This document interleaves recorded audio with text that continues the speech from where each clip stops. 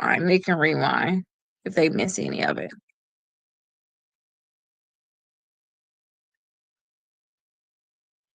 And hi, everybody. I'm so sorry for getting you all up a little bit late. I've been so busy. Um, I was trying to work on I actually decided to do I finally got the book for the bankruptcy. So I decided to do like a separate, small, little mini free course that comes along with this. So yeah, I've been so busy working on getting y'all dispute letters out, especially for the people that's in a 9 o'clock class. So they were supposed to have their dispute letters mailed out today. So I've been working so hard with this. Got my deck in the day.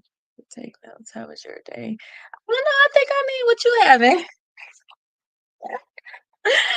I need what you having. That's how my day went. No, I've been chilling. No, I just relaxing. I'm not, my day was good. I'm not gonna complain about my day. My day was good. I went to the gym, I did my workout. I cannot complain at all. But I was just happy too that my new bankruptcy. So I want to teach you all how to go from discharge to a 700 plus credit score. So I don't care if you're 500s, I don't care if you're at 400s. I want to teach you all how to be able to get to the 500s. Think of this as like as small as like the sewing to win. It tells you what you need to do. It's more about implementing it, okay? And it also, I put it in like a step-by-step form in a way too. So, hey, you got to do this first, do that next, check on this, check on that, do this, make sure this is in order. So that's kind of how this book is. I want all of my books though in general to be like this, where it like all of them. I want all of them to be like step by step. I don't want it to be hard. Now, this right here pairs really well with these books. So I am going to put them on the TikTok shop. So they do pair really well with these other books right here. Okay. But I do have a few copies of these books, so they pair really well with this one. It pairs really well with this one too. You know how I got this plus the sewing book? So I do think that people that's going to get that bankruptcy book, they need to really get all three of these, and then they need to worry about bankruptcy. Think of this as like the bankruptcy book. Think about it like everybody don't have bankruptcy, but if you do have bankruptcy, it's something else that you just have to tackle. Just like everybody don't have foreclosure, but it's something else that you're going to have to tackle if you do have foreclosure, like you have foreclosure on your credit report. So think of it in that way. So yeah, I'm very excited about this. I really made sure that I really put everything in here that I really wanted to talk to you all about. And I know a lot of people say this can't happen or this can't happen when it comes down to bankruptcy. If I have personally done it or I have helped my clients do it, I put it in here. So I don't like to hear like, oh, this can't happen, you can't do this, you can't do that. Yes, you can. So I made sure that I put all of that stuff in here. So if you all have done a bankruptcy, especially if you're going through the disputing process, because when it come down to getting accounts removed from your credit reports, y'all know when it come down to bankruptcy, y'all got additional laws and rights because like I told y'all, one of my clients right now, she already did her bankruptcy, and I say like it's 3 to 4 companies that still say that she owe money, but y'all know with bankruptcies, you do Chapter 7, everything when it's discharged, you don't owe. If you include that in your bankruptcy, you don't owe for it. So these companies that's not updating the account is paid, or just the point that it was included in bankruptcy and she no longer owes, they're basically violating her. But that's good for her in a sense because now it opens her up to be able to sue those companies and also sue the bureaus. So I like that kind of thing. So yesterday we talked about the pay for deletion. What about Chapter 13? They got to update all of those accounts the same. So remember I told y'all about when I did this right here, the suing to win with my creditors, and I had like $40,000 worth of debt that I didn't have to pay.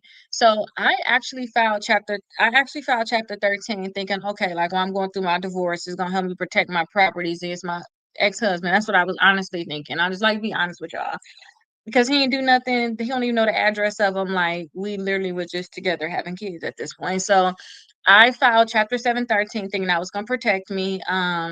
and then I end up just canceling it, not going through with it. But I still, once you do that, you still owe the money for those accounts. So once I realized that accounts are supposed to be listed a certain type of way in the bankruptcy, that's when I made sure that I actually sued those companies that did not have certain things on the accounts. Okay, so even if you're in chapter 7 or chapter 13, there's certain things that are supposed to say on your accounts, period. Now, since I didn't go through my bankruptcy, um, they technically they just have to have like regular reporting for the accounts. It's like nothing special. But that's during the time that I learned, like, hey, your accounts are supposed to say certain things. It's supposed to look a certain way. This is during the time where I kept learning more and more about, hey, if your accounts are not in order, they don't look like this, then you could possibly sue the companies. And that's what I did. So I wish that I would have at the time just say, you know what, I'm just gonna go through with it, or did some type of bankruptcy, because if I did, I would have had additional rights also.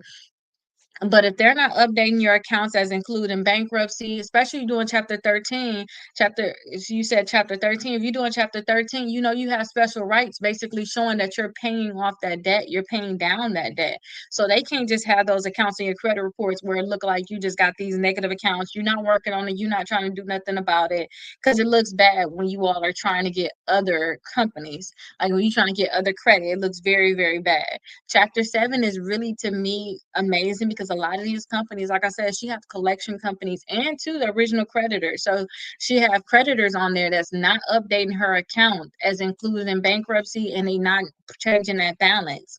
But I say, hey, listen, that's good for you in a sense, because that's going to be the reason why you can actually get that account removed from your credit reports. And then two, ask the credit bureaus, after you do your lawsuit, if you sue the company and also sue the credit bureaus, you can ask them to remove from your credit reports. Now, when I talk to you all about negotiation, because that's what we're talking about today, and I told y'all when I talk to y'all about negotiation, I'm going to just talk in a sense of what you all should say just to the companies, or what you should say to the credit bureaus. I just want to make it clear, because I do have settlements, so I can't say certain things. I am going off of what I talk to attorneys about. I have a right to do that. I don't have an agreement to say anything about what I have learned from attorneys, because I'm going to law school. I'm going to be an attorney myself one day. So I never sign any type of agreement like that. So we're going to talk about what you all should negotiate for, and I'm going to put in a sense as if it was me. So I'm not your attorney. I'm not trying to give y'all legal advice. We're just openly talking about just negotiating in general. Now, if you all have ever negotiated anything, always put it in the comments to help people, especially if we talk about certain companies. Put it in the comments to help each other. Say like, hey, I negotiated with this company, they did this, they did that. Once y'all know that certain companies do certain things, that probably is like their rules in a way. Like I told you, I negotiated with portfolio recovery have it in there that when you settle with them, no matter the amount, as long as you settle on something that y'all both agree upon, as long as you pay that amount, they'll delete the account from your credit reports. That's not just for me, that's with everybody. So that's why I say, hey, this is how they work. You all can do the same thing too. So y'all can definitely put it in the comments. But when it come down to all of the collection companies, if you want to do like a pay for deletion, try to see if you can pay 50% or less on the debt. I told you all, like on day 18 when we were talking, I said, hey, if you're going to settle with these companies, let them know that it's other people that you're talking to. Like, hey, it's other creditors, it's other collection companies that I'm talking to. So basically, they'll know, hey, I need to make a deal with her because she's going to be gone. I need to make a deal with him, or he's going to be gone. We're not going to get anything. During the negotiation process, with me, this is what I would do. I would never say anything as to like, this is my debt, or take any type of ownership of the debt. I would literally be talking about it as in, this is the debt, this is the account, this is not my account, this is not my debt. So I would talk about it in a certain way. So y'all make sure y'all don't take ownership. Oh, thank you so much. So I wouldn't take any type of ownership when it come down to these debts. Now, if y'all sue these companies, it's the same thing too. Y'all literally innocent till you're proven guilty, okay? And these companies, when they actually give you the documents, like the documents that we have went over before, that we're going to ask these collection companies for, until they give those documents to you, and you see that they're legitimate, to me, I'll be innocent. And honestly, if I can tell y'all the truth, I will be innocent until the judge tell me I'm guilty. Like until the judge say, "Hey, look, Keita, come on now, you doing too much." Until the judge tell me that, I would take it all away to say that I'm literally innocent. Because sometimes too, y'all don't know what y'all don't know. Y'all just don't know what y'all don't know. So don't try to take ownership with any of these debts. Now, if you got a Capital One credit card and you talking to Capital One, like, come on now, you talking to the original company. But this, when I say don't take ownership, I'm talking about these collection companies. All they want you to do is take some type of ownership to say that that debt is yours. You know where it came from. The amount is correct. And that's just not what we're doing, okay? Because you really don't know if the amount is correct. If y'all really think about it, we really don't know about these debts. We don't know if they're correct. Even if the creditor, y'all know how many creditors get in trouble for charging more in fees that they weren't supposed to. So that means if you wouldn't have charged me the fees, I would have probably been at a different balance. Y'all know how many companies get in trouble for, like I said, adding those additional fees. And then when they give it to the collection companies are adding more fees. Remember, I showed y'all yesterday the sample credit report? Remember, I showed y'all the sample credit report, and I showed y'all how can um, the high credit on the account be this amount. So say if it's 455 and then the balance is 454, how is it $1 less? Judges usually side with the creditors. So dispatch, what we're talking about here is we're talking about suing the companies first. That's what I'm trying to get all of us to understand. These companies like LVNV Funding, Midland, ERC, Enhanced Recovery Company, Absolute. I just seen Absolute. So I'm helping somebody right now with Absolute. We was already setting up to sue them, but they end up suing. So we did an answer, we did our affirmative defenses, and we did a counterclaim. That kind of thing, get the negotiation going, saying, "Hey, hold on, back up. You can't sue only because you know I'm setting you up." We're playing offense and not defense. We're not trying to just wait for them to do certain things.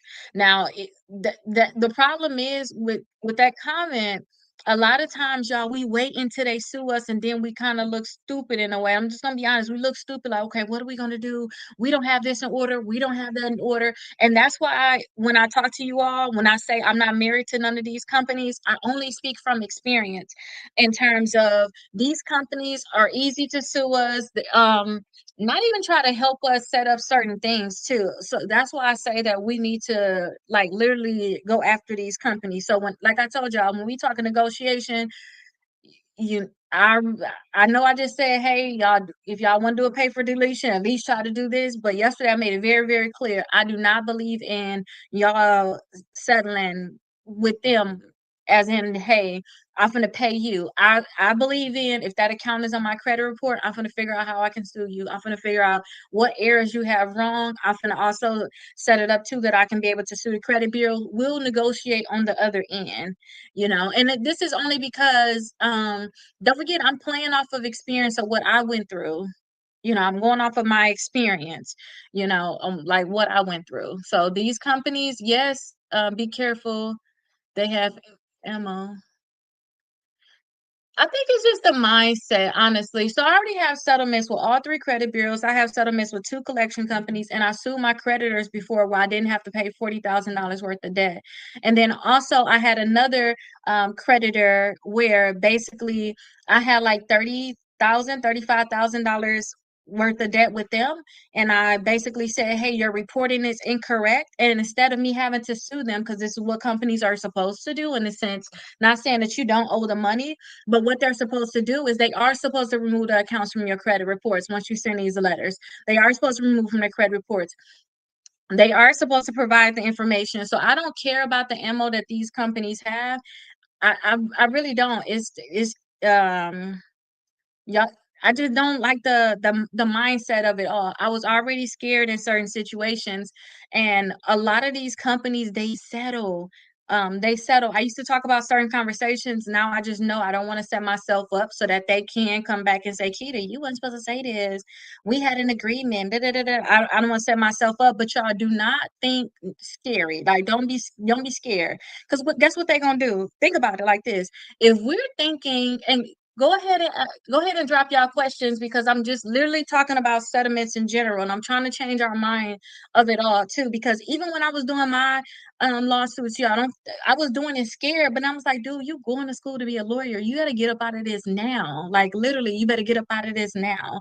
And I told you I'm helping somebody with a case right now, and the big company right now is a creditor. They haven't even fully been served, and they already asking what terms do you want, what kind of settlement you want. They basically asking what money you want. They automatically know they're gonna delete the account. Like, what are we being scared about? And think about it like this. This is what I want all us to kind of think about in our minds, right? Okay. So this is what I want us to think about. I want us to think about, okay, so what if they had ammo, right? They were going to sue y'all anyway, right?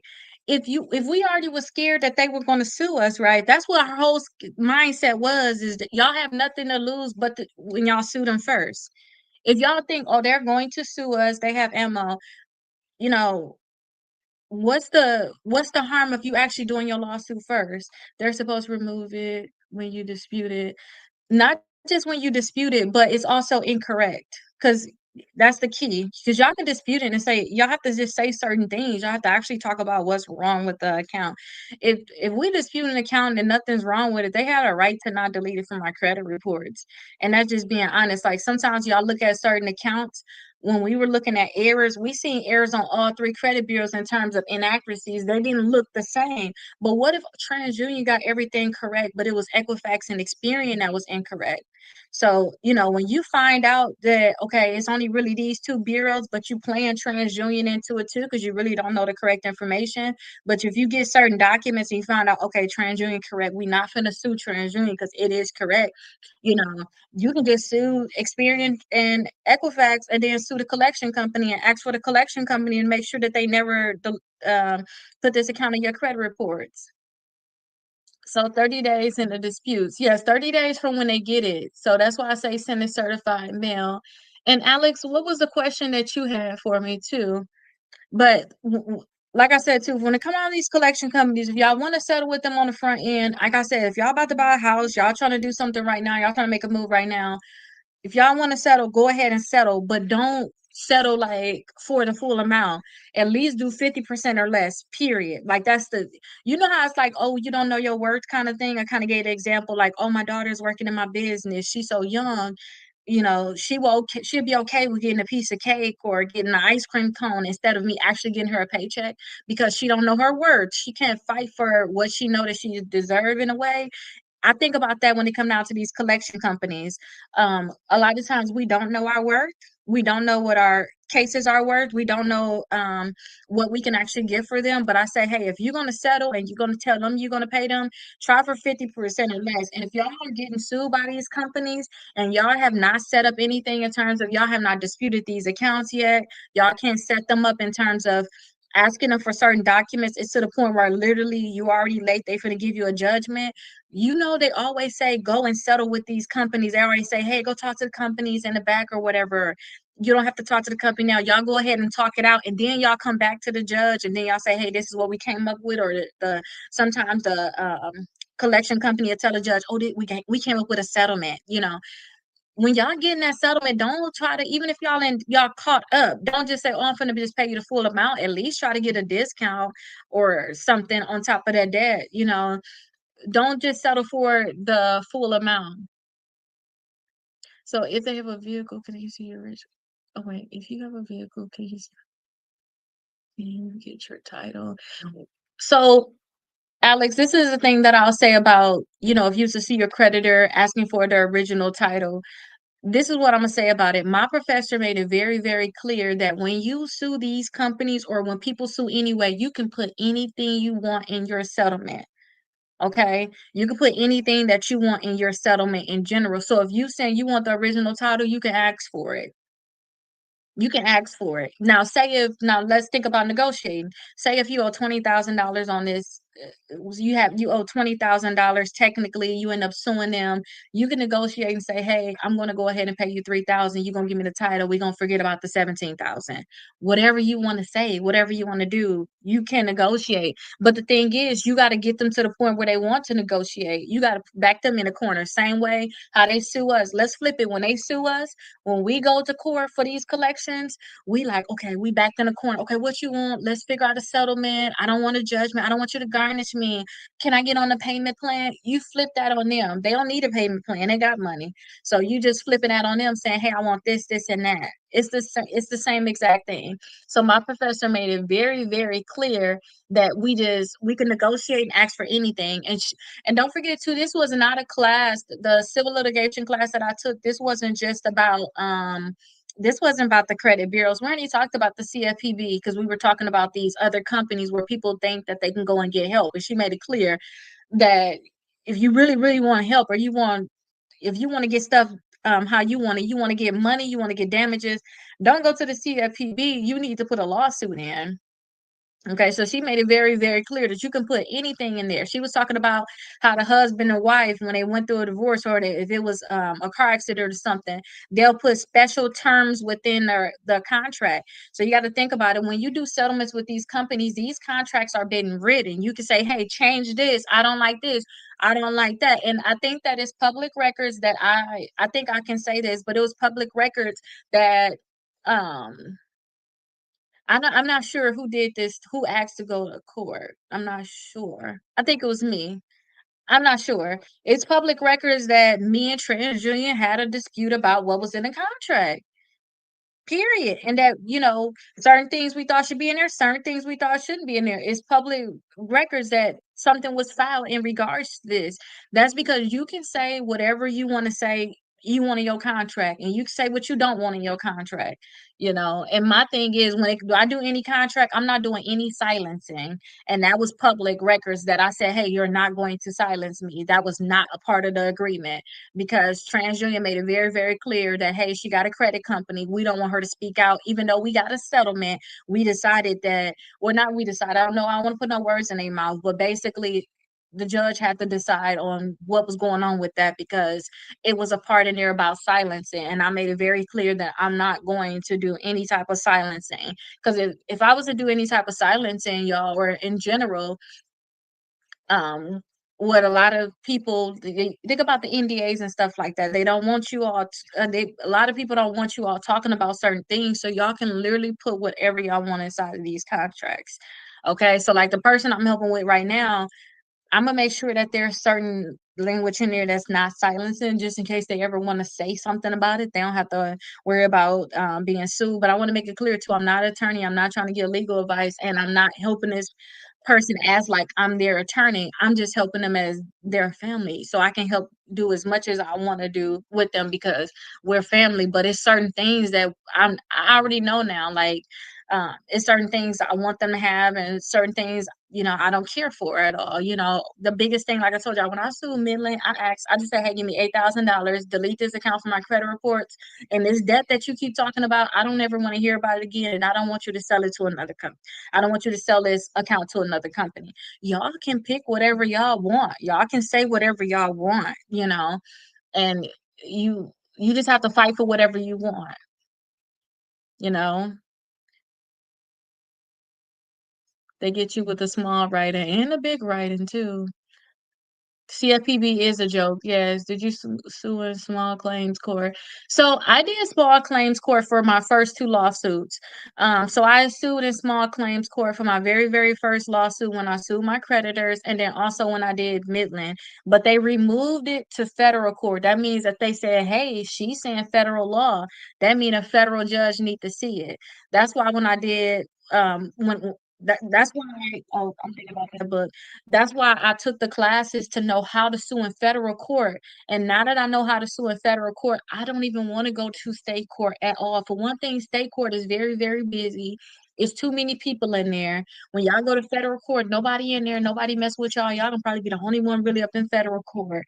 A lot of stuff is done online. You can scan your stuff in. They have a certain format as to how stuff needs to be done. You don't have to worry about, because that's another thing too.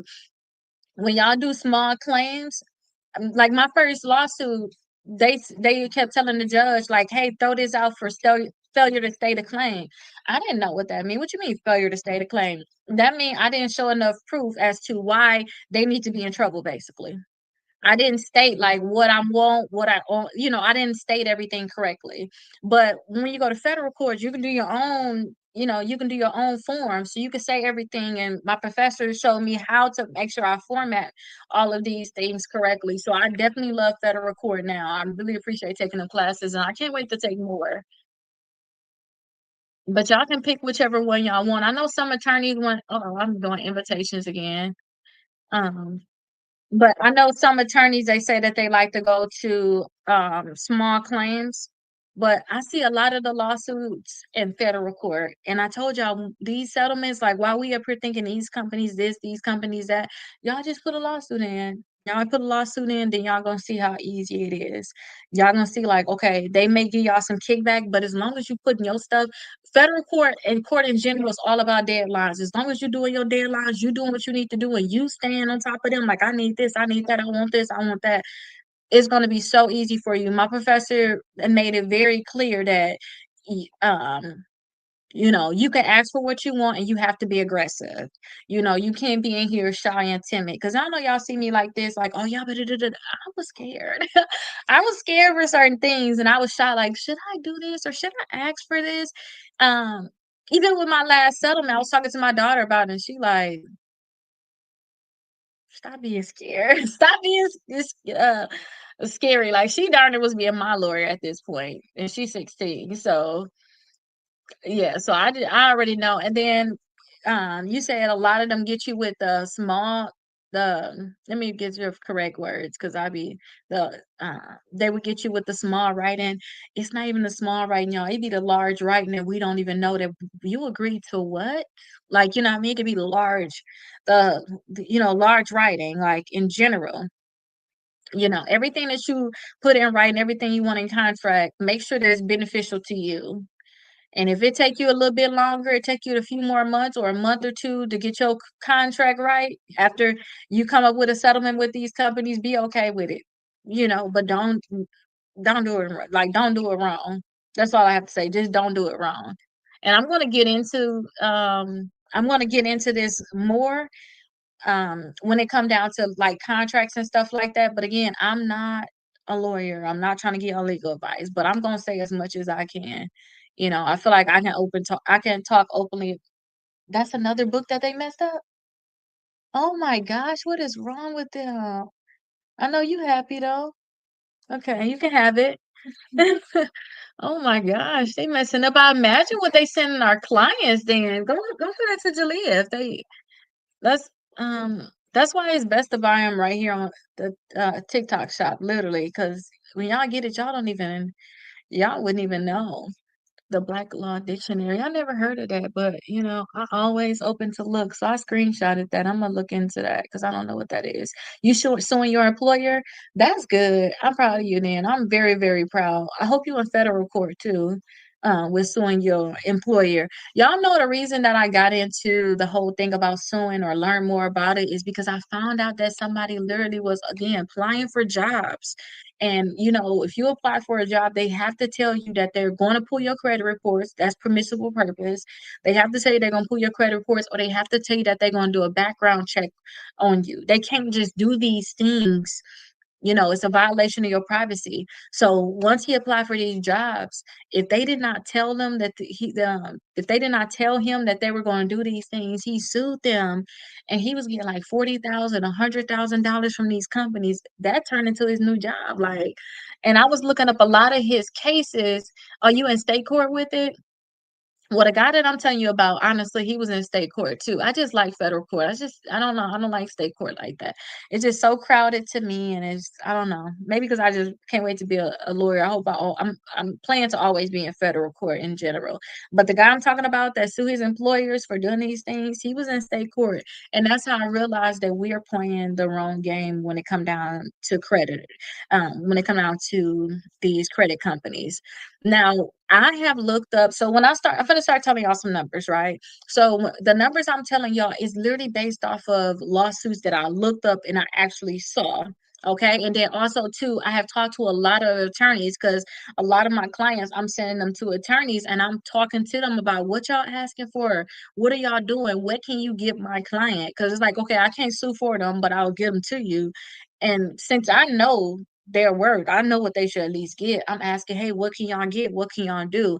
And that's why when I had wrote this book right here, and that's why I say a lot of y'all should start y'all negotiations at like $25,000. So if you're suing Experian, start at 25,000. If you're suing TransUnion, start at 25,000. If you're suing Equifax, start at 25,000. Like literally every company that you're suing, start like 25,000.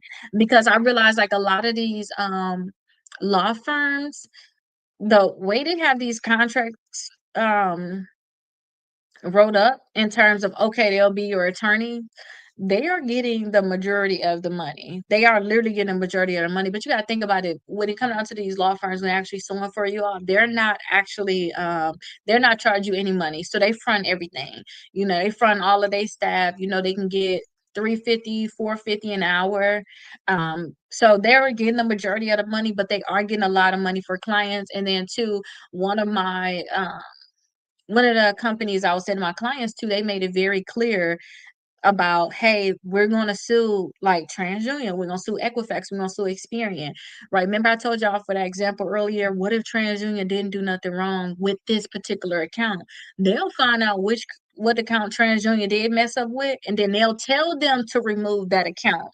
They'll ask them as part of the settlement negotiation, hey, I need you to remove this additional account. But it's all going to be down to y'all just literally fighting. Okay. And my professor made it clear too. I gotta keep saying my professor, my professor, my professor, because this is where I learned a lot of stuff from. I'm telling you, I'm very thankful to them. Small claim max is 10K. Well, I guess we are talking small claims. Now I'm thinking when I see here small claims, I think just state court in general. Because you can do large claims too in state court, but you were in state court though, right? Is that because I think that's what I was referring to. You were in state court while you're doing your things. You're not in federal. But my professor made it clear that y'all gonna go back and forth with y'all settlement negotiation. Well, I want this, where I can do this, or I want this. You know, y'all gonna come and meet in the middle. It's just like if y'all okay, so you are in state court. So yeah, that's what I was thinking about. Let me make sure I correct myself when I talked in. I'm glad that you brought that up. Because you are right. They do have small claims. Just because somebody say small claims, I don't have to think state court. But let me Google that when I um just so I can correct the way that I talk. When people say small claims can we assume state court? I need to be able to know.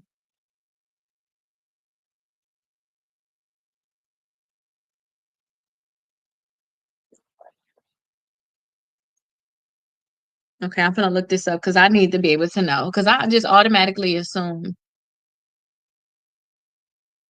Yeah.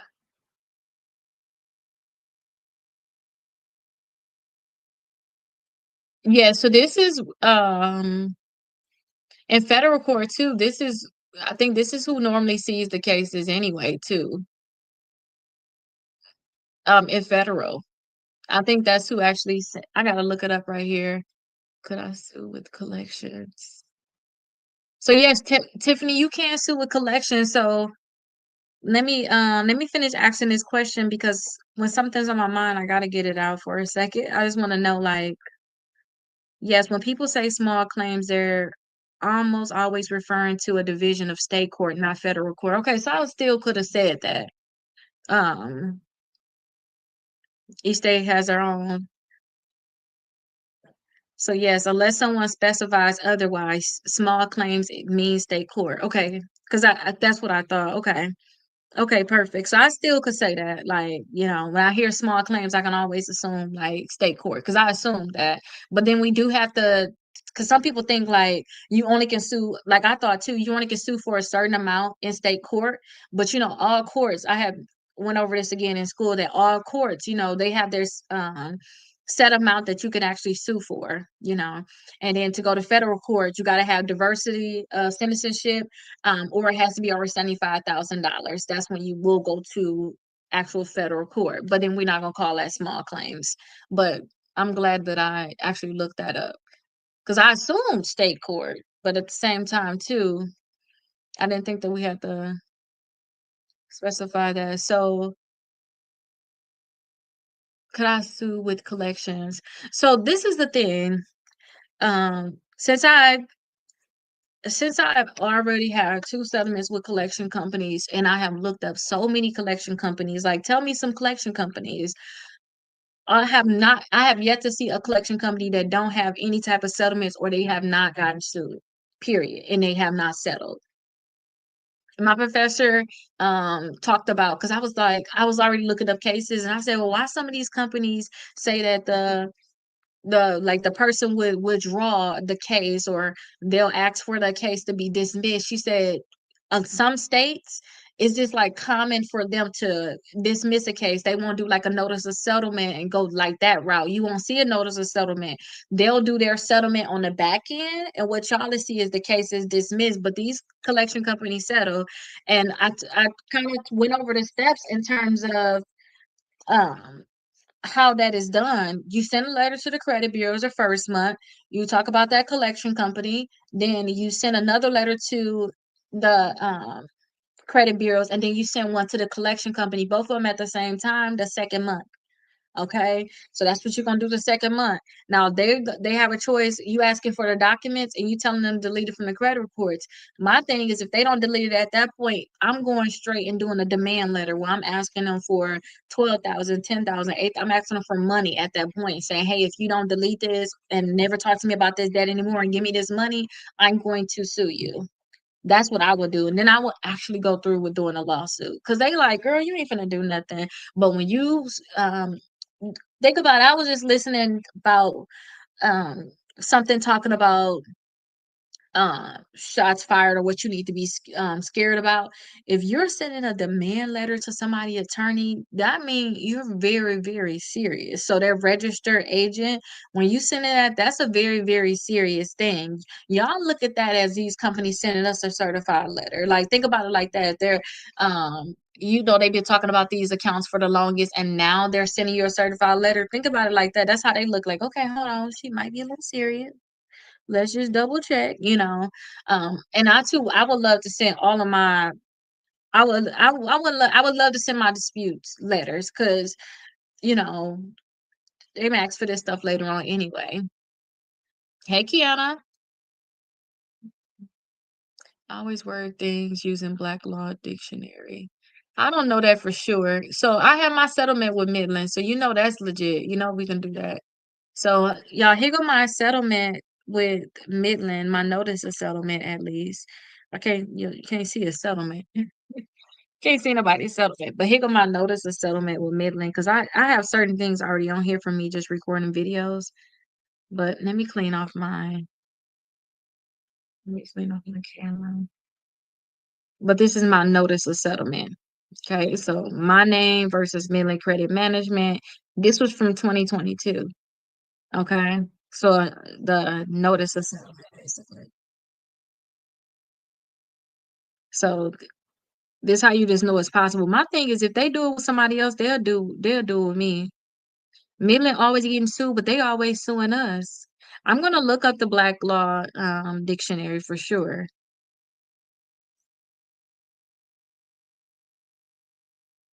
Only if you are being harassed. No, you can sue them. You don't have to be getting harassed. You don't.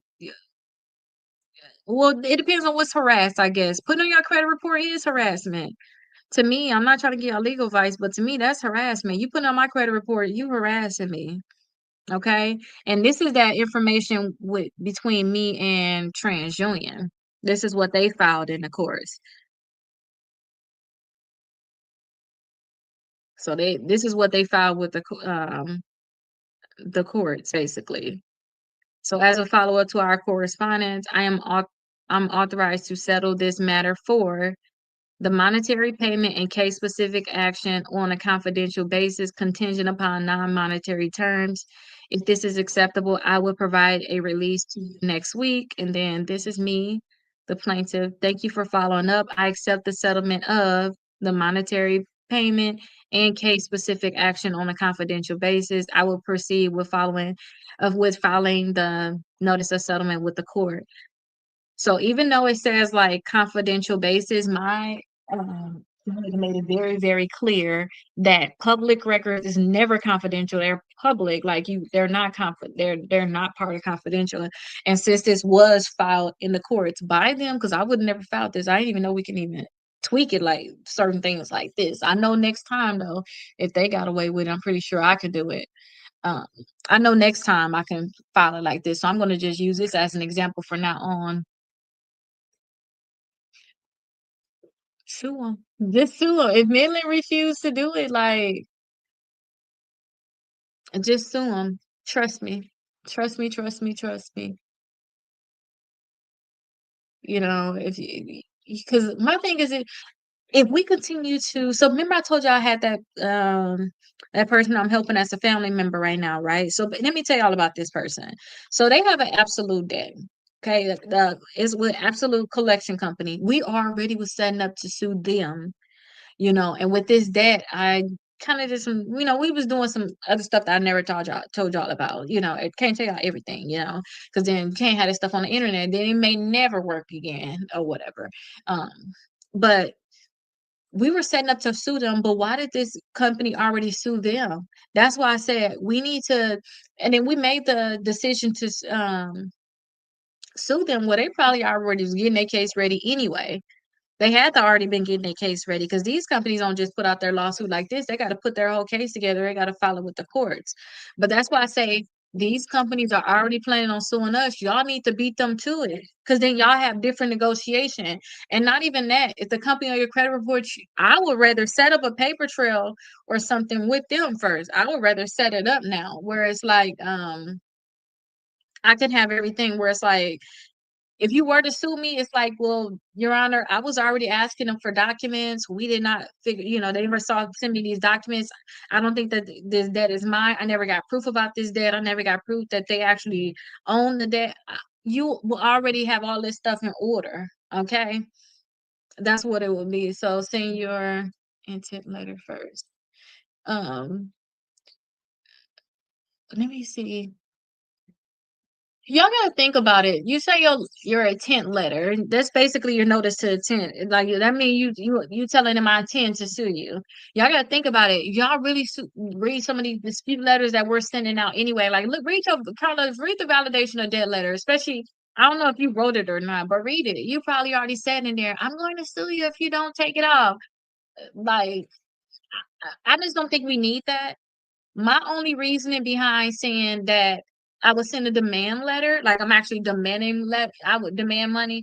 That's just because I would want to show that to the judge, saying, "Hey, Your Honor, now I'm here. I'm asking for this amount. I'm asking for these different terms." My professor said we don't even have to put that inside of our complaints either. Um, it wasn't in my last complaint. She said you don't have to say what you're going to do because you might change it. They'll find out later on. They'll find out later on, but you will show, hey, Your Honor, I sent letters to the credit bureaus. I sent letters to them directly. I even sent something to the attorney, letting them know I was going to sue them, and they still refuse to remove from my credit reports or settle this outside of court. Now we're here. It just shows that hey, now we're here. So they have something called punitive damages. I have yet to really see a company get punitive damage. Um, so that's like one thing I have yet to I have seen it like when I did like studying, but not like for something like this. They have to do something really crazy. So I would love to still be set up to show punitive damages, but I like willful non-compliance. That's one of the things that I wanted. I wanted willful non-compliance. No, saying, "Hey, you willfully not did this because I sent something to the credit bureaus. I sent something to you. I sent something to your attorney. Like, who else I need to send something to? You just refuse to do it. You know, think about your kids. It's like I told you to do before you went to school. Like I think about my son with the dishwasher. I told you to do it last night. Then before you went to school, I told you to do your dishwasher. When you came home from School, I told you to do dishwasher. Like you just don't want to do this. Like I try everything, so now I have to punish you. Now this is where we're at. Okay. So I'm going here. Oh, the bundle is in the mail. So you say you're gonna do it. It's just in the mail. You're gonna wait. So you said a attempt. So what do you think of the attempt letter is? What's your attempt that you do? And then two, let us know if you actually have a settlement. Like who have you settled with? The dispatch. Okay, well then, yeah, because once you read it, then you'll be able to know. You'll be able to know. Yeah, let us know which one, like what you think about that, and then who you have settled with, so we'll know who this stuff worked for. Like we'll let you know. Like, hello, how do I get the course link in the download it? Hey, so if you purchase any of the books, you should get it within 24 hours. So once I get done going live, I will actually send it to you. Like if you purchased it earlier, I'll send it to you. After I go live. So I get done with this at what time I get done, y'all? 10 o'clock Eastern Standard Time. That's your first one? Okay. Well then maybe you don't need to do that much. I thought I had to do a lot, y'all, and I realized like I ain't need to do that much. Like you gonna get a good result. But the reason I asked that too, okay, so I purchased them last night after 9 p.m. class. Well, you should already had gotten it. Send me your phone number because sometimes they have a different number. I've been seeing that for a lot of people. People like I send them the thing and I'll send them a screenshot like, hey, I sent, and they be like, oh, that's my old number. Maybe you got your old number in a TikTok shop. Like you have your old number for TikTok. I don't sue the creditor. I would. I don't know, I'm burning all bridges. I would actually sue the creditor. I wouldn't feel no type of way about it. Yeah, I love physical copies too. It's something about it, right? And I like highlighting, like even like a lot of these books. Like I got like the audio books for like a lot of them. Like for example, like my Dave Ramsey Baby Steps. I love the actual physical one because I like to highlight it.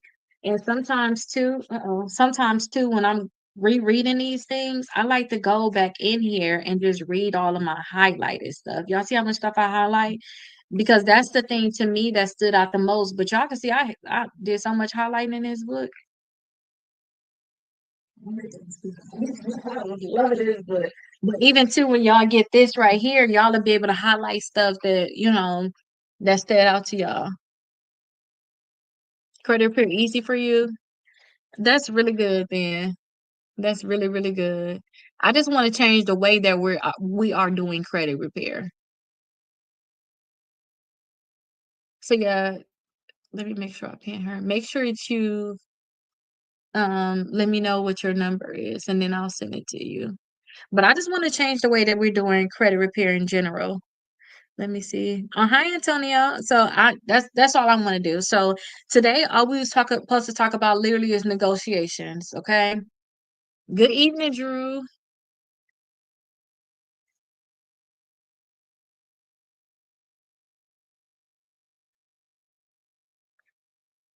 Yeah, so good evening to you. So today all we're supposed to talk about is our negotiation. I told y'all if y'all feel like y'all need to like settle with these companies, like if y'all just feel like it, uh my thing, like if y'all like, okay, I'm just still gonna go settle or something like that, and do 50% or less, like pay 50% or less on the debt. um that's something that I would say. And then two, if they already have you in court, now I'm not trying to be a lawyer, but if it was me, if they already have me in court, I never prepare for anything, and it's like probably too late for me to say, hey judge this, hey judge that, or what about this, or ask for these different documents. um then what I would do is I would still ask for a settlement, even if I was to set up a payment plan. 'Cause that's what a lot of people do. Once they get sued, they actually start trying to set up that payment plan with them at that time, and then y'all will tell the judge, "Hey, we came up with an agreement. We came up with a settlement." I would still make sure that it is discounted, in a sense. Like I wouldn't, if I owe $2,000, I'm not gonna pay $2,000. I'm gonna get that thing discounted in one way or another. Okay, and I told y'all, if y'all decide to actually sue the credit bureaus, the collection companies, the creditors on your credit reports, think about something that you would like. For sure, deletion. I would say also to make sure that your deletion is in your contract. They have the language that the account is going to be deleted. That's minimum. Figure out what you want to actually get money wise, like monetary wise. That $1,000 that they talk about, that's a lie. Okay, so throw that thing out the door. I've seen a lot of people get um thousands of dollars for their clients. Okay, so throw that out the door with the, oh, if we sue, we only gonna get $1,000 per. No, throw that out the door. That's not it. That's not what we're doing. Okay, and when it come down to negotiating in general, my professor made it very clear that it's going to be a back and forth talk about settlements or negotiation, just like if your attorney was going back and forth. If you ever had a car accident, your attorney go back and forth and say, oh, they offering this, but I know I can get more. It's like kind of like that thing. You start at one number, they come another number, then y'all just start coming together until y'all actually like meet. So my professor made that very clear that that is how the negotiation process work. Okay, I'm gonna make sure I send it to you. I'm gonna make sure I send you the link to the course. You can have access to it. And then also inside of the book, because a lot of the attorneys made it very clear that you should start at a certain amount. So my sweet spot for you all is starting at about 25, 20, $30,000 per company, depending on what's going on too. It just depends on what's going on with your accounts. If we're talking like what we doing right now with like these, you got stuff on my credit report wrong, start at that number, and then I would say y'all start coming down to negotiating basically, and figure out what number good for you. Okay, so if you say, you know what, Keita, I would have been happy with 1,000, I say just ask for more. Just start high. Just start high. And that's all I can say. Just ask for more and start high. Crystal, I think you were asking. You had that car thing going on though, right? Right, Crystal? You had that thing going on with your car? You asking for 50K. You know what? Go ahead, ask for it. Because guess what? They're gonna pay it or y'all gonna have to negotiate on it, and nothing's said, nothing is final with any of the things. You could say you could ask for $1 million, nothing is said. Y'all can just continue to go back and forth and negotiate. Experience is easy to get things moved, then use that dilution to leverage other bureaus. Yeah, we talked about that, how one bureau may delete it, then you can just tell other bureaus to actually that they have to remove it too. But I'm telling y'all now, and I don't know if it's something bad about it. Like I'm not going above and beyond to have these companies deleted, knowing that I can sue them. If I can be honest, I'm not. You know, I, I'm not going to be above and beyond. But I taught y'all all of those things. I taught y'all all of the things about getting the stuff deleted. Can y'all agree on that? Anybody that has been watching, like I have taught y'all all of the different ways. Like we talked about that. Hey, remember I said, hey, these are every day we talked about a different. Let me see what days we were talking about it. We talked about like different days where this is. Yes, we have. Okay, good. Yeah. But what, I don't want to do it. Get somebody else to do it. Yeah, so like oh yeah, so day 9, 10, and 11. Yes, that's when we talked about this is tricks for Experian. This is special stuff for Experian. This is special stuff for TransUnion. This is special stuff for Equifax. You just like to sue. If I don't get my way, yeah. They like to sue. I don't think that y'all have to understand. This is not that I like to sue. My thing is this: if you try every trick in the book and they don't delete it from your credit report, and now the only trick you could do is you gonna fake like you got identity theft. What else you gonna do? You know, like what is y'all like? Think about what else y'all gonna do. Y'all ain't got no choice in a. To me, you have no choice. Like what you gonna do? That's like whatever you got going on with your employer. You probably try everything else. The letters, whatever you had to do, whatever you tried to do to get going with your employer or whatever. You tried to come with a meeting ground with them. You couldn't come up with a meeting ground with them. They didn't do, and they wanted to stand firm on what they believed and they didn't help you. So now you have no choice but to sue, you know. And guess what too? I think I can say I do like to sue because I am becoming an attorney. I actually like the idea of suing. So we literally represent ourselves in court. Yeah, so you can get an attorney, but I always talk about how I tried to get an attorney for all three of my cases, and they said, "Rakita, you don't have a case. You don't have a case." I heard that a lot of times. Rakita, you don't have a case. So I had no choice. Like if they wouldn't do it, like I can't sit here with this account just staying on my credit report. That wasn't gonna work. So I just had to do it. I just had to do it. I had to sue. And that's why too, I feel like if I could have found like I already tried so much, give me some money. I'm not for Antonio because they getting their money, ain't they? They getting their money. And if I the reason why too, I'm actually going to school to be an attorney. Um, if I go to school to actually be an attorney, I could be able to help you all. You said I want 9K. You want 9K so far? Okay, that's good. Why do lawyers do that? Oh, so I talked about this TP. Lawyers have their own cases.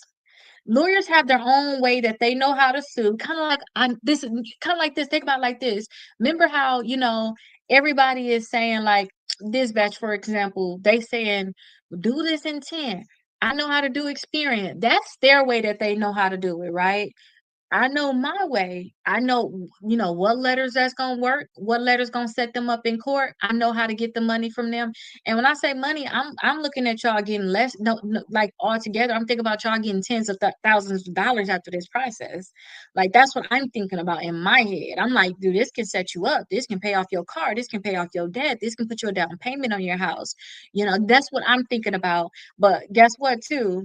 I had talks with the top law firm that does this in general. They do $1 million cases. When they get identity theft, that's $1 million case for them. They know how to set it up so that they can get the million. They know how to set it up so they can get 100,000, 250,000. This is all that they do. So if I'm coming to them with our small cases where what we real in our real head while we up here asking them for 20,000 and 30,000 for each other. We in real life we'll settle for 30,000 total from everybody. Like y'all all come together, give me 30. That's not enough for these attorneys. They do certain kind of cases. Some certain law firms do identity theft. But I had to come to grips with this too, because this law firm made it very clear, like, Rakita, you can't help everybody. And I'm like, why not? I feel like if this is the bottom, these are bottom feeder cases, if I can be honest. These are the bottom feeder. Like these are like the bottom cases when it come down to like FCRA, FDCPA, right? If we're talking like the bottom feeder cases, a lot of attorneys like identity theft, they like duplicate reporting where you got more than one account on your credit reports. They like, remember I told y'all that let me look it up right now so I don't have to mess it up. Where is it at? What did they say? Because I got a list of all the attorneys. I've been doing my research on these attorneys, y'all. Because I want to have a relationship with them even when I become an attorney. I can't help, in every state. I want to be in with some of these attorneys. So what was that language that they used? Oh, some attorneys just like straight refusal to pay. So they do a thing where they tell a collection company that they refuse to pay. Once the collection company continue to do things, they know that they're set up to sue, and they know once the attorneys see that, hey, this is the company that does this, you caught me. Okay, let's settle. So think about it like this: if the credit bureaus and these collection companies are getting all of these cases in, or what they getting all of these disputes in, right? They don't know which one of you are like an attorney. They don't know which one of y'all setting them up. They looking at all of y'all as like, they playing defense. Like, I don't know, you not. I'm gonna just say you not who you are. That's why a lot of people that have identity theft, even if they do the things that they need to do, these credit bureaus still don't delete the accounts from their credit reports. But then that's bad because it's going to turn into a lawsuit. But they okay with that because they kept so many cases off of them, basically. So some attorneys, they're going to be setting it up so that they can do the refusal to pay. Some attorneys setting it up so that, remember I showed you all, if you have been here, I showed you all in the comments on the account, it need to say that this account was in dispute. Something. Julia, get the. You put too much books up there. I gotta rewatch that because I couldn't help. Princess, I think we took too many books on there because okay, Julia, come help her get it. Oh my god. All I'm doing is yelling. Yeah, can you get I guess it's just too many books up there. We need a metal thing and not that flimsy thing. Oh my god. She putting more books. No, it's nothing wrong with that. I told her to fill it up. I'll buy a metal case tomorrow. Okay, y'all, quietly fix that for me because oh my gosh, I didn't know what I was gonna do.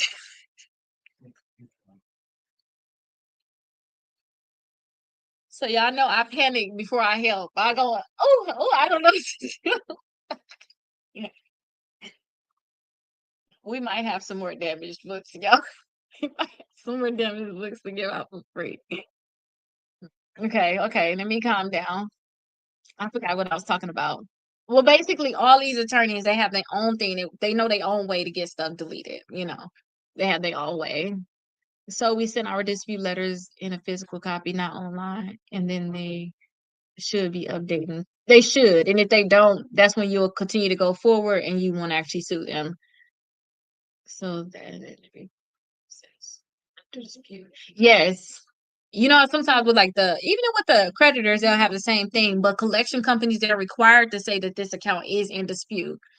And I told y'all me being on a can I please get a damage book? Yes, I will fill in I will let y'all know what we come up with.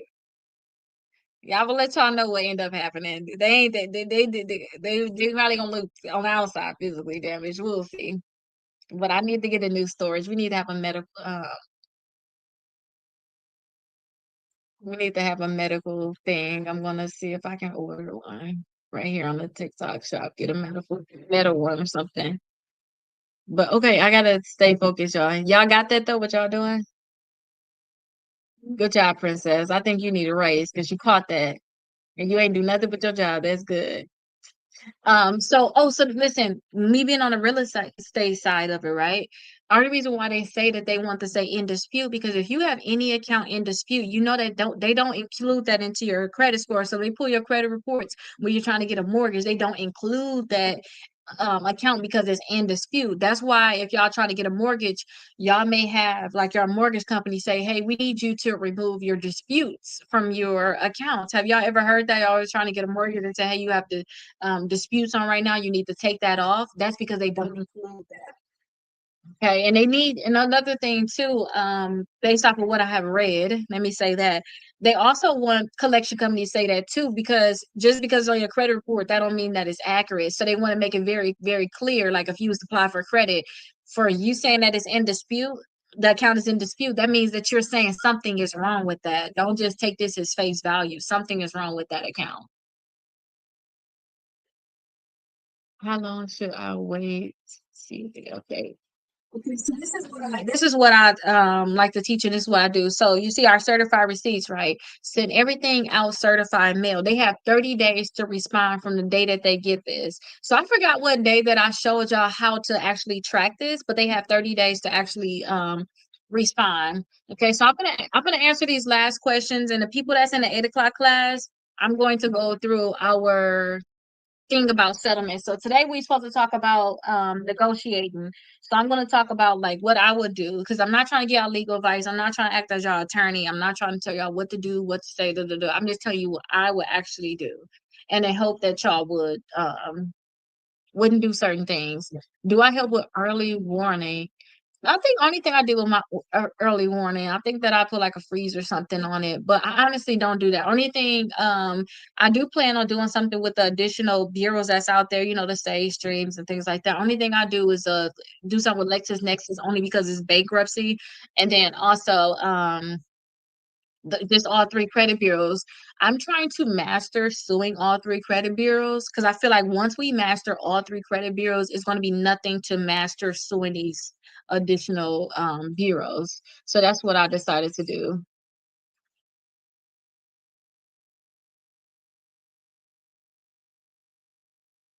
How long do I wait to see if they're updated online before processing forward with suing?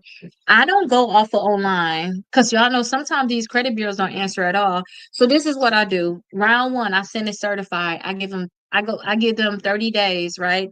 So on the 31st day, I pull my credit report. Period. I know you only had a certain amount of time. So after the 30 days, I know I need to pull my credit report. I pull my credit report and I go based off of that whether the account deleted, if it's not deleted. If it's not deleted and I still see errors, I then send a letter to the credit bureaus and then whatever company that is reporting on the credit reports.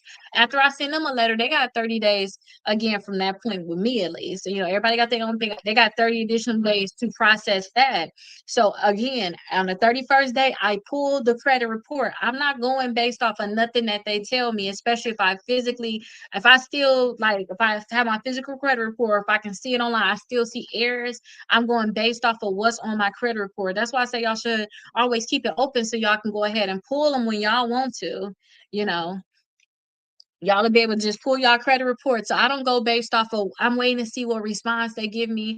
If it's still in your credit report, it's not the right response anyway. You probably just saying that the account is verified. You know, that's kind of how I go off of it. Okay.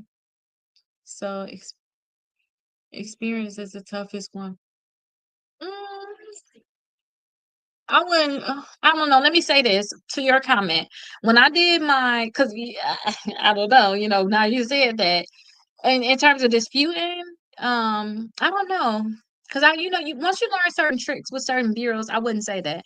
Um, Let me just say this and then I'll come back to the rest of y'all questions. When I did my last settlement, it's the only time I sued the credit bureaus. I wish I would have sued them when I sued Midland in 2022, but I didn't know that far ahead. You know, I didn't think that far ahead at that point. This oh, let me my bad, y'all. Somebody was calling me, but let me make sure that this call is not messing up my thing. Okay, let me just wait. Can y'all still hear me? I want to make sure y'all can still hear me because then I could just continue. Okay, you still hear me? Okay, I'm not gonna worry. I didn't know if that call was affecting me. When I did my last lawsuit, I put my lawsuit in October. Equifax settled with me in December, and then TransUnion settled with me, and then Experience settled with me. So you know, take that how you want. You say Experience is the toughest one, so you know, she said that. I'm like, hold on, but I don't think that's public record, so I can't say what I was gonna say. I just only get public records. I'm gonna start with them first. No, no, no, no. We doing all of them at the same time. It's no starting with you, starting with that, because when I did my lawsuit, I tied them all in there together. You know, on my complaint, you'll see Rakita versus, you know, all of the companies I want to sue. You want to kind of get them all in there. They all messed up. You might find out that, you know, when you're going through the dispute process, you may find out that Experian gonna delete more accounts than TransUnion and Equifax. So you thinking Experian gonna be the hardest, and it was actually TransUnion this time. It was actually Equifax this time. You really don't know, you know. So I say do it all at the same time. Now, let me go over what we're supposed to go over today. So for day 19, we were supposed to talk about negotiating. Now, y'all know I'm all about suing, and y'all know it's only based off of my past, what I've been through, right? That's it. So when it come down to negotiating, this is what I have to say about it. I'm not an attorney. I'm not trying to give y'all legal advice. I'm only talking about what I would do. I'm only talking about my own experience, my own experience, right? So this is what I would say. If I was to already be getting sued, okay, I never started fighting with them at all. I don't have no type of paper trail on them messing this up or them messing that up. And it's already to the point where they already got my hands tied behind my back in a way and I can't do anything. And they literally about to get a judgment. I will settle with the companies at that point if I want to avoid a judgment. But if they say I owe $2,000, I'm not paying $2,000. I'm still going to get a discount. I told y'all that I recently helped someone this year with the case. That's a family member. They were getting sued by a collection company. I helped them to the point where the collection company, they were fighting, fighting, fighting with them. I kept saying, hey, this is a document. You should, you know, these are the different things. It got to the point where they didn't even have to The collection company didn't show up for court, so the judge say, since they didn't show up, I'm gonna throw this out. Y'all judge. I mean, these companies don't not show up for court. Remember that. It's no such thing as they're not showing up for court. That's the collection way of saying, you know what, you won. I'm not gonna play with you. You want too much, and I know I ain't got it for you. I'm gonna just back out and not let the reason why you won be that I didn't have my documents. So if you get sued from, well, if I was to get sued, let me put it on my terms. So if I was to get sued from a collection company, I would fight with them. I would ask them for all of the documents that we basically had on that validation of debt letter. I would make sure that I do my answer right away, and I would actually fight with the companies. I remember there was times where I was like, seeing people that didn't want to do things, or even myself too. It's like, ooh, I don't know, I'm kind of scared. But now I know, if y'all just literally fight first, like if we used to fight, just do the answer, and we were asked them for certain documents, a lot of times these companies will actually back down. Okay, I know a lot of these companies will back down because they already know that you know something that they don't know. Now, when it come down to settlement negotiations in general, like they're calling you, they're texting and things like that. If they're calling and texting me, I'm honestly, I'm not going to settle with them at all. I'm not. I'm going to do like I talked to you all previously about. I'm going to send them validation of debt letter, which means, hey, I need you to send me all these documents. If you don't send me all these documents and you continue to talk to me because you're required not to talk to me, I told you I seen somebody here in Florida, a collection company text them about a debt. She said, don't text me, don't talk to me no more. That was all she said. They said, well, hey, this is so and so company, this is an attempt to collect the debt. Because I know this because the attorney had the screenshots of just the text message. They literally did a lawsuit, and then next month they filed a lawsuit the month after the text message, and then month after they did the lawsuit, they actually settled. So I'm not going back and forth with these collection companies. I'm going to figure out how I can, me personally, I'm going to figure out what I can do to not have to pay the debt. Like I'm going to make sure my rights are not being violated. And they violate my rights, then I got them. That's basically what it is with these collection companies. And I'm going to always do like the validation of debt when you come down to these companies. Now, some of y'all may say like, oh, why would you just rather settle? Some of y'all have already talked about settlements with the companies. Y'all already talked to them. Y'all already said, hey, I'm willing to pay this, and that, and all this stuff. You know, I have no words to say about that. The only thing is, if I already said some type of settlement with them, I will be sending letters to the credit bureaus asking them to remove the accounts from my credit reports. I will be finding errors, and then I will be making sure that basically when I find these errors, I'll be making sure that these accounts are getting deleted. Or I still will be trying to go and take legal action against these companies because my professor made it clear too that sometimes we don't know that our rights were violated. Y'all think about sometimes when we were younger. I know, like, oh dang, they took advantage of me. You don't know it now until you're older, and you look back on stuff like, dang, I should have got more. They knew they wasn't supposed to do that to me, but since you didn't know these companies or even family or anything, they took advantage of you. So my professor made it very, very clear that once you get an understanding that you're getting taken advantage of, then you could possibly have a lawsuit. And she brought this up based off of the statute of limitations. So we have a certain amount of time that we can sue these companies. They have a certain amount of time to sue us too. That goes both ways, right? So she made it clear that, hey, if you did not know that you were violated and you didn't know that you could actually sue them for these things, you just now became aware of it, then you can tell the judge that you just now find out about it. And that's why you are suing outside the statute of limitations. So if I already did like a settlement with the company, I would say, hey, I didn't know that I was being violated in this way, as to why I'm actually disputing this account now, why I'm actually taking legal action against this company. But that's what I would think if you already had some type of settlement. Now, if you just need to settle with these companies, you just need to put a settlement in with the company. I would say too, never pay more than 50% on the debt. Like seriously, negotiate.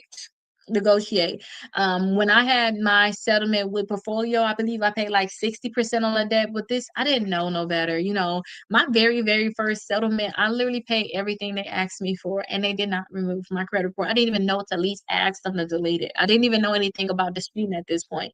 This is like my first time, very, very young, probably 19 or something like that. I don't know what this. I think it was like ADT or something. Y'all ever heard about um y'all heard of ADT, right? They end up sending that thing to a collection or something, and yeah, that's what happened with it. Now, when we talking about suing, which is where I say I like to negotiate, I like to negotiate on the other end. Somebody said on here I like to sue, but it's not that I like to sue. Don't forget I was forced to sue. You know, if you look at my complaints, because I can only talk about my complaints, like I have the settlements with all three credit bureaus, I have settlements with two collection companies, I have settlement with creditors or whatever. It's not that I like to sue based off of my complaint. Let's just say this based off of my complaint, I had no choice. If they don't delete it from my credit report, I'm not gonna sit there and let these accounts stay on there when I know I have the option to sue. Okay. And now I see other people getting money, and then two, um, I'm not gonna leave that alone.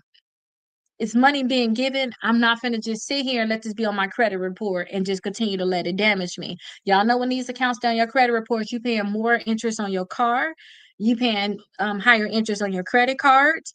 You can't get certain credit cards. You know, some people they need this for a job. You know, some government jobs and stuff like that. You can't have so much debt. You can't show that you haven't been paying certain things. So at some point, we you know, your hands tied behind the back. You just got to do what you got to do. So that's my thing. So if I was to do any type of negotiating, I'm going to be negotiating after I file lawsuits. Period. That's it. That's all. Because guess what? They'll be quick to file a lawsuit against us. What's wrong with us filing lawsuits against them? I think that's how it's supposed to go. Other races, other people are filing lawsuits. I see it all the time. And look, this person filed off a text message, y'all. And we ignore the text message. We wouldn't even know, hey, text them back. Let the wait for them to text you. I know the attorney. We don't even have that kind of knowledge. So yes, I'm waiting on the back end. I'm waiting for them to do something wrong. Um, and then yes, I will actually do a lawsuit, and I will do my settlement negotiation. Now, my professor made it very, very clear inside. Remember, this is based off of the two classes I took, civil litigation, right? So these are basically my notes on, hey, this is how a case needs to be set up. My professor had like a little chart that I said I was gonna make us one too, where it shows like this is how you get to the end of a lawsuit. Um, she made very, very clear that a lot of cases can settle before you file a complaint, but also too after you file a complaint, a lot of settlements happen too. She's made it very, very clear that a lot of settlements happen after you file your complaint, where you actually are suing them. You actually have your paperwork in, like literally a judge have to, like, once you file your paperwork, you have to go through the court system. It's no, oh, I'm not going to pay you. No, listen, if you don't do what you need to do, the attorney is going to take care of this, okay? So she made it very, very clear that negotiations are going to happen. You can come with your number, they'll have their number, and y'all can come and meet in the middle. Okay. And my thing is for like the cases that I'm talking to you about, like if I was to have to redo a case, right? Or let me use that for the person I'm helping right now. I can say that for the person I'm helping right now, their thing is, hey, we're going to ask each of the companies for $25,000, $30,000, $20,000. We're going to ask each company. So remember, you can be suing TransUnion, Equifax, Experian, LVMV Funding, Midland. You can be suing all these companies all in one lawsuit. We're going to ask all these companies for this thing, and you have a set amount that you're trying to get at the end of this whole case. That is the whole thing. And that's how these attorneys also come up with their settlements. But you got to think about it too. Attorneys can charge by the hour. So that is also factored in with them. They like, hey, we need a certain amount by the hour. We need a certain amount for the clients. And then two, I can only really reference my not my settlement. I can only reference what I sued when I sued Midland. When I sued Midland, I didn't know much, y'all. This is my second lawsuit. I just asked them for $8,000. I asked them to delete the account from my credit report, and then I asked them to never talk to me about this debt ever again. That's what I asked for. Okay, so y'all can ask for whatever y'all want, you know, and make sure when y'all do y'all settlements. My professor um was talking about this. She said, hey, you can put whatever you want in your settlement, like whatever you want it to say, you can have it say it. You know, you can put whatever you want in there. It's literally a document between you and the company. Some of these companies, you know, they may have their own thing that they like to do for settlements, but you can ask for whatever you want, literally. And my only advice is, if you feel really strong about something, stand on it. It's public record about me and TransUnion. I gotta only talk about public records, right? It's public records about me and TransUnion, that me and TransUnion had a settlement. They had felt about something about the confidential part about it. They felt a certain way, and I felt a certain way about the confidential part of it, you know. we felt a certain type of way. But guess what? What's in the contract is in the contract. What's not in the contract is not in the contract. You cannot hold people to a certain standard. So if you want something in that contract, you better ask for it. And I say too, make sure everything that you do, you get it in writing from all of your communication. So one of our things was standing on this, y'all. Our whole thing, when I think I did the motion to compel or they did the motion to compel, but it's public records. So I'm not sure. I'll have to look it up again. But our whole thing when it came down to our the motion to compel was really off of this. This was literally our email. Okay, so again, TransUnion sent this like as a follow to our correspondence earlier. I am authorized to settle this matter for the monetary payment and case specific action on a confidential basis, contingent upon non-monetary terms. If this is acceptable, I will provide a release to you next week. And this me, the plaintiff, thank you for following up. I accept the settlement of the monetary payment and case specific action on a confidential basis. I will proceed with filing the notice of settlement with the court. So this why I say not just this, but my professor made it very clear too that everything needs to be in writing. If it's ain't in writing, it's hearsay. Like nobody got proof. We went through a whole section about hearsay, you know. So that's why I always make sure everything that I do is in writing. And then two, for the people that do have the Midland case, remember I told y'all I asked for this, I asked for that. Da, da, da. This is my settlement notice, my notice of settlement with Midland. Okay. So this is what my notice of settlement with Midland is. Okay. So that's my thing about when it come down to settlements. I really don't think I have anything else to say about it, but I'm about to answer y'all questions. So if y'all have any questions about it, definitely let me know. I'll be happy to actually answer it. You finna go to sleep? Okay, good night. I love you. I'm starting with them first. Again, y'all, we don't so for Carlos said that hey, he's gonna start with Experian first, they the toughest. And I told y'all for my case that I just did last October. So I did the case last October. I sued all three credit bureaus. I sued LJ Ross, which is a collection company. My settlements went in this order, and I just in this order. I sued in October. I had a settlement with Equifax in December. Then TransUnion settled, then Experian settled, and then LJ Ross, the collection company, settled. That was the order. So take that with what you want in terms of the settlements. Let me open up y'all comments.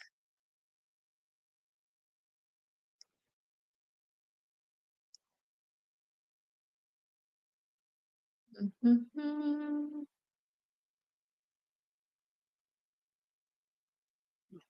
Well, I like that you put this on here. Wait, hold on. I gotta read that though. Okay, so you send physical letters or online mailing system. Online mailing system is easier. I rarely send a physical. I'm gonna send. I don't know. Maybe I'm old school, y'all. I sent a physical like letter, and this is like I sent a certified mail. Like the same way I show y'all, I just sent a physical letter. And knowing what I know, send a physical letter, y'all. Trust me. Just listen to me on that. That's all I can say. Send a physical letter, okay? That's all I got to say about that. I know we got these online systems that can do this, and that, but send a physical one. And I would rather have my certified receipt right here with my tracking number. Not saying that y'all can't have it like that with them, but I'm saying, you know, I, whole cases are on this. That's why when those collection companies come with like a big stack of cases, their biggest thing was, hey, that this person gets served. If they did get served, they did not show up in court, they can get the default judgment. It's just basically showing the tracking, like, hey, we told them, period. And with this, I'd rather just have a copy. I know what's going on. Based off of just what I know too, I just would rather send this. But I'm gonna send all of my letters like a physical letter with paper. I'm not doing online disputes. Only time I told y'all that y'all can even think about doing an online dispute is if y'all doing the Experian dispute, if y'all disputing it online with Experian, with y'all bankruptcy. Because I said, like, I seen a lot of success with disputing the bankruptcy online with Experian. That's it. And that's like one of them tips or tricks. Told you I have yet to figure out how to sue them, but once I learn how to sue them for a bankruptcy, once I learn how to do it based off of their reporting or whatever the case will be, I don't know. Once I learn how to do that, I'm not even gonna do no dispute online no more. I'm gonna probably do it whatever way I found out works to sue them. So um so let me pin this. So one, the dispute letters to the credit bureaus. Two, if no update, send letters. Okay, wait, I didn't like how that is. Send letters to the credit bureaus and the company and then go from there. Yes, and the part about no updates, I don't care whether it is an update or not. If the account is not deleted, if I don't see any deletion, period, because they're gonna update these accounts. They may switch around a few numbers and stuff like that. But regardless, I'm gonna send in, I'm gonna do a hey queen. So I'm gonna, if they don't do what I need them to do and I still see errors, that's when I say, okay, I'm going to take further action. So you said one, dispute to the credit bureaus. Two, if they don't delete the account, you still see errors to the credit bureaus and the company. Yep, that's correct. And then go from there. And there, what I would do is I would send a demand letter. I would demand $10,000, $12,000. I would send a demand letter to each company that was violating me. So if it was all three credit bureaus, I'm creating a demand letter for them each with whatever you decide. So if you say, hey, you're gonna demand $8,000, go ahead and do a demand letter if that's what you want to do. It's up to y'all. I'm not trying to be y'all lawyer. It will do $8,000 for all these companies. And don't forget, whatever company was reported to even make you be able to sue the credit bureau. So I would think, okay, if it was LVMV funding, okay, LVMV funding too. I'm gonna send something to your attorney, ask for $8,000. But when y'all are, well, let me say this. If I was going to do the demand letter, I'm sending it to their registered agent. Y'all know how we have our regular addresses with the credit bureaus? I'm not sending it to them. I know if they get that letter, they putting it into the e-Oscar. I want an actual lawyer who, when I actually do the actual complaint, when I actually sue them, the same lawyer gonna get the same thing. Like, dang, she did say it, so they can see that I'm not playing with them. I was serious. So I'm gonna actually do it this way because they may mess around and send you the money and delete the. So I ask for the money, deletion, and don't ask me about this debt no more. Or if it's the credit bills, don't ever put this debt back on my credit reports. You know. And this is too based off of what I have seen other attorneys, like with me sending my clients to attorneys, these are the things that they're asking for. They send demands out all the time. Some of them don't even go to do a case because, some of them have their own little thing. Once they find their lane, they find out what work, they work it. Period. They don't try to switch it up, add this, add that. Like, Keita, I understand you do the type of cases. I know you got settlements with that, but this is what I do. This is how I know I can catch them up. This is how I know I can make a lot of money, and they stick to it. Just making sure I'm understanding all the steps in order. Just for sure, ex- Experian is annoying to me. They will not delete an address because it's connected to a connection collection. Yes, we talked about that. Y'all remember that when I talked about how when y'all want to get, that's why I told y'all with tricks. I told y'all when it come down to these companies, one of the biggest tricks, if you like, kid, I don't want to sue, I just want to get the accounts deleted. That's why I said, hey, y'all want to add a new address on your credit report. Y'all want to get all your previous addresses removed. So I said, hey, if y'all trying to go my route, I'm not deleting no address. I'm not gonna ask because sometimes too some accounts may go come off that way, and it's, to me, it's not because they really want to. It's just that they don't have that connection in a way. So with my way, I'm not trying to do nothing forceful. If they're gonna delete it, they're gonna delete it. I'm not gonna try to force them to keep the account on there. But at the same time, how I want to set them up to sue, because I realize this, y'all. At the end of the day, y'all gonna have to probably sue somebody. Why not make it be more than just that one company? Why let it? Why not put the other companies on there? But y'all gonna find Experian is going to be like that. They're gonna say, and then I think Experian even one time told me, based off of my experience, that they wouldn't remove it because they got it from another bureau. They got it from Sage Street when it came down to the addresses. Who's wrestling boxes in the background? They was getting a butt whooped. So I had one of them little, y'all know them little bookshelves. Y'all see how this is metal, right? I had one of them little wooden ones that you could just like screw. And I literally had so many books on there, y'all. I mean, if I was to stack it, it would be like twice my height. All these books, heavy books, and we even moved it and messed it up, so it ended up falling. So my 8-year old self was back there battling with him. That's who were wrestling with those boxes. But y'all probably seen it live if y'all was here earlier. I was like, oh my gosh, I only removed 5 items off. Just 2 more to go with TransUnion. And if they don't remove it, then you just gotta sue them. Are all these letters in your books along with charge-offs? So the letters are not in the book. So when you all buy the books down below, you all are going to be able to get access to the course. The course has everything. Okay. So that's where everything is at. So all the dispute letters, the letters to the collection companies, the um I think I know I put something in there where it's like over 30 different downloads at this point, but we're not done. We're only on what, day number 19. Y'all gonna need more documents and stuff. So as we keep going along, I'm gonna add more stuff in there. But yes, the letters, everything will be in there. The security system, yeah, ADT is the security system. Okay, Harvey, I'm gonna send you the link because I see that you just purchased it. I'm gonna make sure I send you the link for it. So I asked about my repo, what capital went yesterday? It's a charge off status. So where do I start? I would just do the dispute letter. I would just do the I would just do like the regular dispute letter. Okay? That's what I would do. So how everybody like this is the thing. So the whole process of us getting accounts removed from our credit reports, like even how Carlos, I don't know what Carlos did, but most likely Carlos sent the letter and he asked for them to remove from the credit report. The way all of us dispute is through a letter. You can dispute online also. I don't believe in that though. I feel like we give so many different rights and you don't have a paper trail. And then you can call them too, but I don't believe in that either. I just rather do certified disputes, and then inside the course you have dispute letter. So I would just decide. I would just do it that way. I would just do a regular disputes, and then while you're doing your Capital One, any other account that you want to get removed, put that on a letter too. So you should have 3 letters depending on where they're reporting. So you want one to each credit bureau that reporting an account. You want to send a letter out to them. Okay. And then I did more letters with y'all yesterday for the class at 9 o'clock that's going to be coming up. I did more letters with you all at that time. So when I did the additional letters at that time, you all will be able to see like how to actually do y'all dispute letters, how to actually fill it out. So grounds to sue is when they're reporting agency selling information to a debt collector.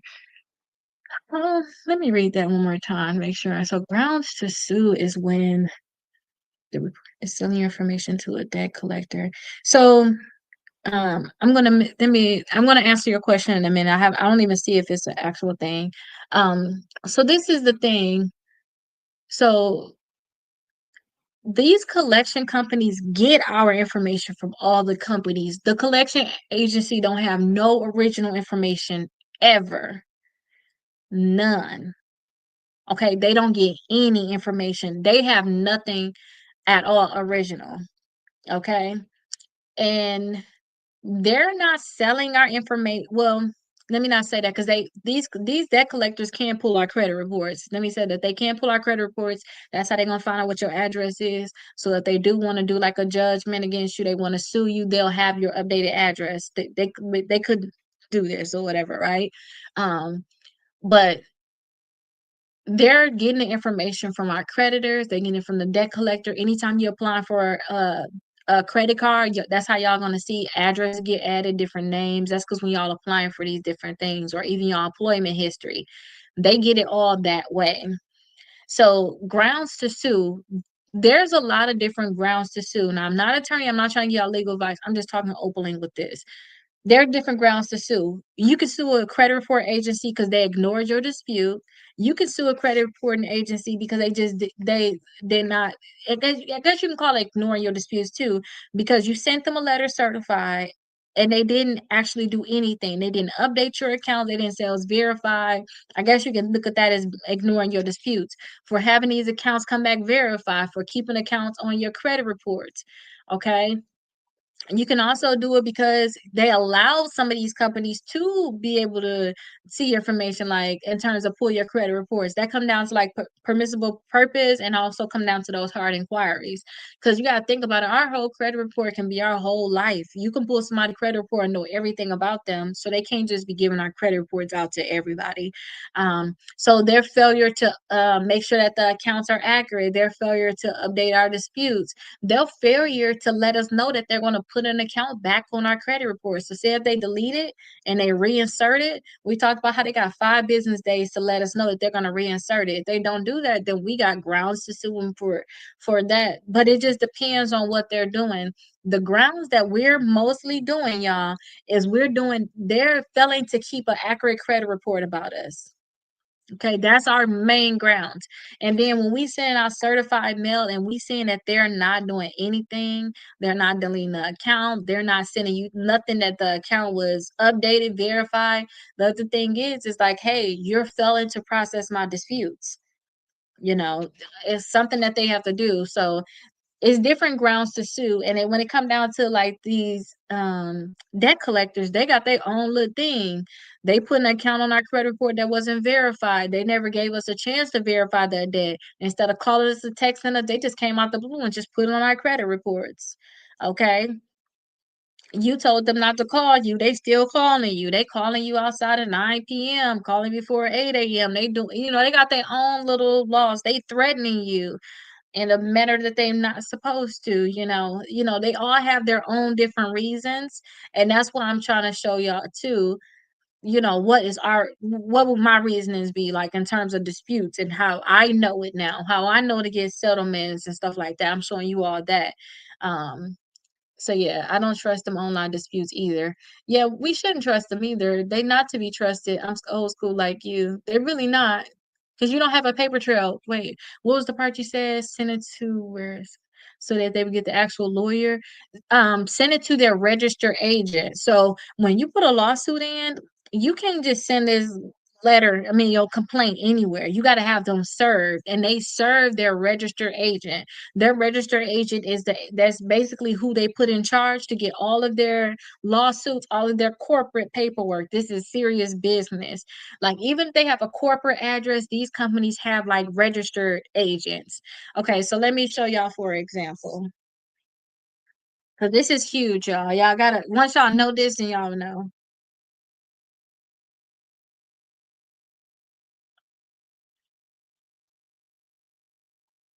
And then y'all have different ones for different states, because they'll have, each state will have their own like registered agent.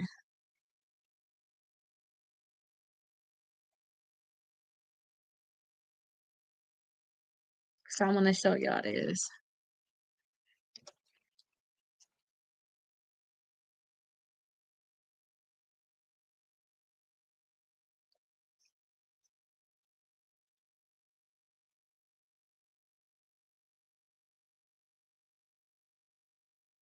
Okay, so like here for example, let me share this screen. I'm gonna show y'all like, if I would like, me being in Florida, if I wanted to actually go after TransUnion, and if I wanted to sue them, when y'all do y'all lawsuit, y'all have to do y'all summons. It's a document where you have to put that on there. You'll have to put the register agent on there.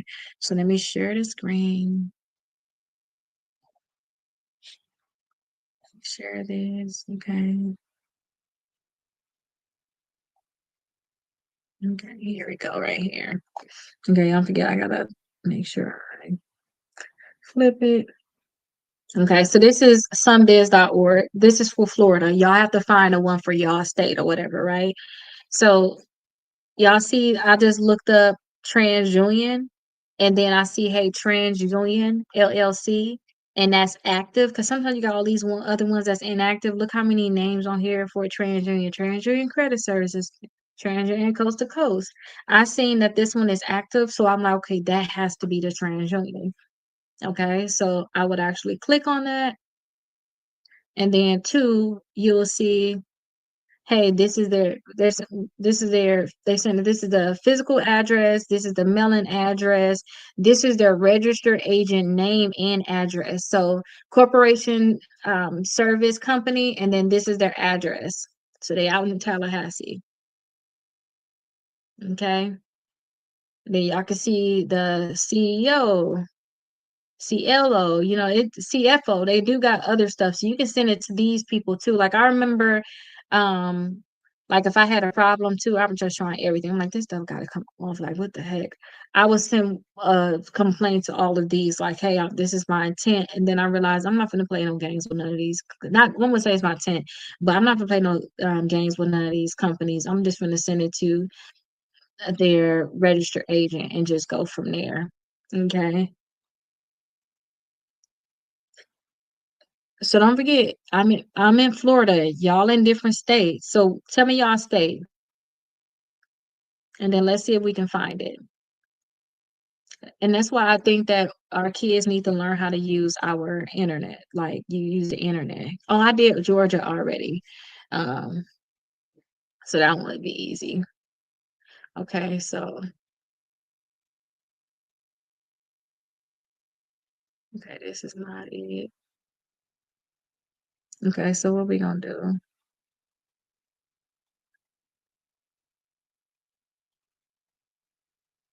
I would do like just look up, LLC lookup. That's what I would do, just because I know. So they saying does this still say register agent? No, just look up on there. So Illinois.gov, this look like it may be, ooh, but y'all buy y'all things at the TikTok shop. I did not mean to say that. Oh my gosh, get in trouble for saying something. Okay, y'all just gotta think. Okay, y'all, don't get in trouble. Y'all buy y'all books down in the TikTok shop. Do not go to any other website. It's all here for you. Okay. Okay, so let's see. This should be like the official one, right? Okay, good sentence allow you to search. Okay, let's see.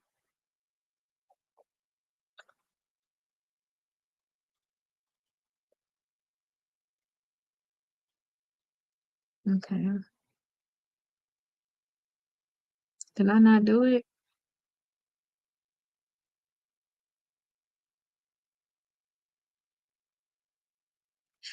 This is it, right? It gotta be right. That gotta be it, right? Y'all think so? I'm thinking this one.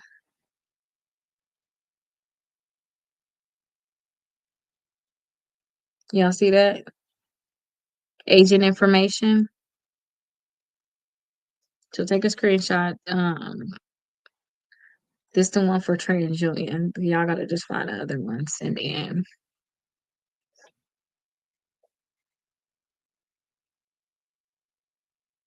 Yeah, there you go. Yes, you're welcome. Okay, so do one more just because I think I did so much of this stuff before in my past that it all helps. I think it is the Secretary of State with you.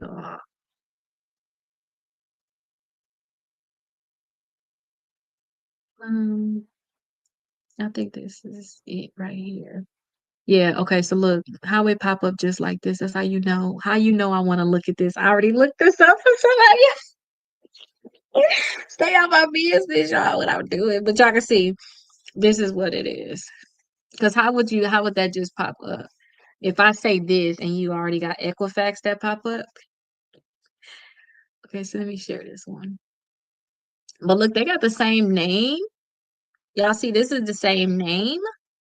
Where that was a corporation service company. They just do it in multiple states. They gotta just do it in multiple states at this point. And then it's Equifax. Active. So yeah, they just make sure they have one in each state. But this is very, very important, y'all. Yes, yes. That's why I say y'all have to look it up by state. But you can see they have the same company. So TransUnion and Equifax, they have the same company. This is just, you know, these companies, they just register agent for a lot of companies, like period. They're registered agents for a lot of companies. And they just have one in each state. This is what their business is to be registered agents. Okay. And then this is the one for Equifax. This is so remember I said I was sending a demand letter out. This is what I would do. I would send it to Equifax at this address right here. Okay, so look, the physical office and then the registered agent, this is theirs. I wouldn't do that. I would do this because this is where all like if you're gonna give them their summons, if you're actually gonna do a lawsuit, then this is where you have to send it to. You couldn't send it there. You have to send it to their registered agent. That's where all of their major corporate stuff go. Um, let me see what things I missed while because I know I had a question over here. And I think I just didn't answer it. Let me come back over here, y'all. I gotta remember to go back and forth. I'm going to order as well with this present. These people. So yeah, did you see the Georgia unique? How we did the Equifax? So that's still Georgia for you. Let me see. Let me see which ones I missed, y'all. I love you too, girl.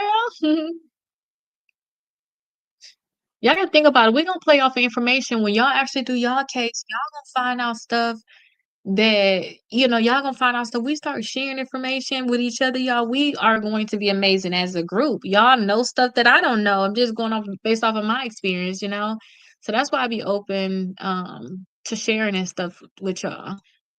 But I do want to let's look at that South Carolina, even the registered agent in the book. No, that's not in the book. That's not in there, but it comes down to the summons. So I'm pretty sure, like, let me look. We got to talk about summons in here, like a complaint and summons. So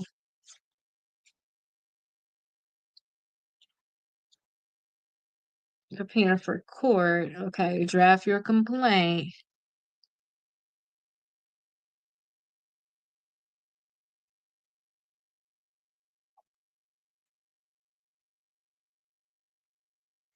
Okay, file a lawsuit, prepare your package, your summons.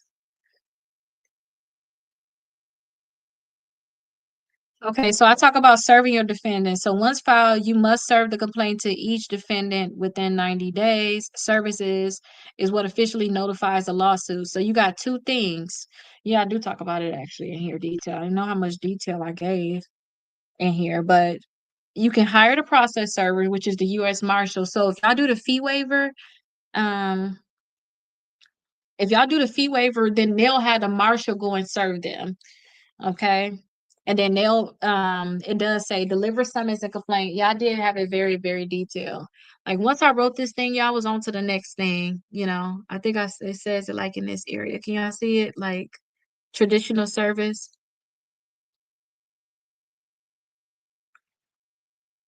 Okay, so let me see if y'all can see it. There we go. Traditional service right here.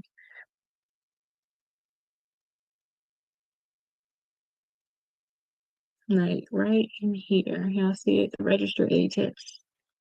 And so yeah, I did go into detail, but let me say this too. I did put all of the steps in here, but sometimes I don't know how detailed I was with certain things. Like if I talk about a motion to compel, I'm not gonna tell you these are all the things. Da, da, da, da, da, da. It's not that. It's like literally telling you the steps. So yeah, it does talk about you'll have to serve the registered agent. Um, so that is good. How you have certain deadlines. Federal court, they got 21 days to answer. State court, it may vary 20 to 30 days. So yeah, I did put that in this book, but that's again, this is about suing. So yes, I put it in there. Yes, but I love the fact that you're doing my paperwork and I'm listening and progress from past experience. I'm definitely paying for the lifetime. You're very, very welcome. I love that I love that you listening too, because some people don't even come on here. Like I have some clients that, I'll help them. And as much as I say sue, sue, sue, they're like, can you just send out some more letters? It's like, all right. I'm finna send out your letters. You know, you wishing on a star, you really need to sue. Okay, let's do this. I'm gonna do the South Carolina, y'all, because I gotta feel bad. They asked. I'm gonna do it. South Carolina still here? Okay.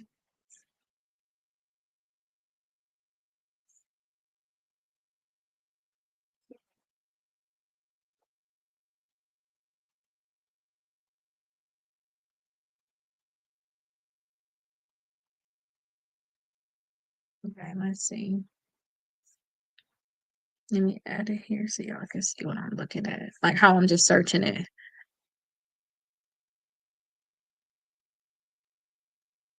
Okay, here it is. I already found it. I already found it. I found it. I found it. Maybe I need to write a book about this part of it. But I'm gonna put this stuff inside of the course.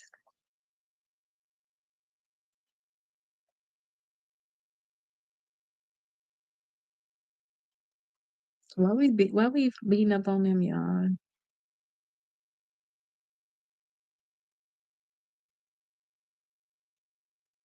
So this one says dissolve, right? This one says good standing. So look for that because I go literally over here and see what's in good standing, what's not. What the heck is that about? They got a whole different thing. You never know how they doing anything. So let's click here. Okay, so registered agent. This is the name. This is the address. Y'all see it? Y'all tap the screen so I can know because I don't want to go back to the comments to get a yes. I don't know. Hope y'all see it though. This South Carolina. So this is what I'm doing too, just in case. I'm just South Carolina LLC look up. And then I actually look for like the actual business um entities online, just and that's what I do.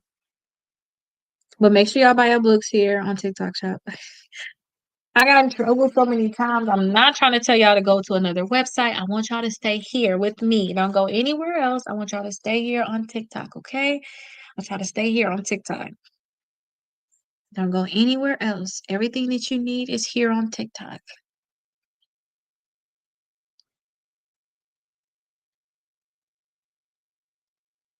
So the companies have different registered agents. Yeah. What if the dispute was so if the dispute was previously online? I would just reference it. Don't overthink it. I would just have the paper trail from that point. I would say, okay, I know I sent that. I'm just gonna restart my dispute. So I'm just gonna reference that saying, hey, I sent out disputes online with you all. I seem like I'm not getting the service that I needed. So I'm gonna send you all disputes here in paper. Think of this as a notice that these accounts need to be removed and these are my errors. Boop, there you go. And I told y'all one of the cases that I looked up because they had a settlement with the company I was suing. I wanted to know like what's the so I was like, okay, what's going on? The judge made it very, very clear that we are not required to know the law. They are as the company, they're required to know the law. We're not. If what we said was right and they don't fix it, then that's a problem. That's like little kids. They not finna hold little kids to a standard that adults should know. The adults should have known better. Have y'all ever heard that? Like the adults should have known better. They're kids. They knew enough to say this. You did not help this kid. They told you this little bit. You should have knew enough of let me look into this. Let me see what's wrong. So they asked for summary judgment. That's basically saying, hey, we got everything for this case at this point. We don't have to continue to go forward. So they asked for summary judgment and they actually got it. Okay. And I'm not gonna go into their case, but if y'all want me to, let me know because I'll talk about everybody's case. That's how I learn hearing other people's cases because that's my thing. Like you sue for that, I can sue for it too. That's what I think. Like if you sue for it, I can sue for it too. I gotta let me bookmark it. Okay, perfect. Good job, Carlos.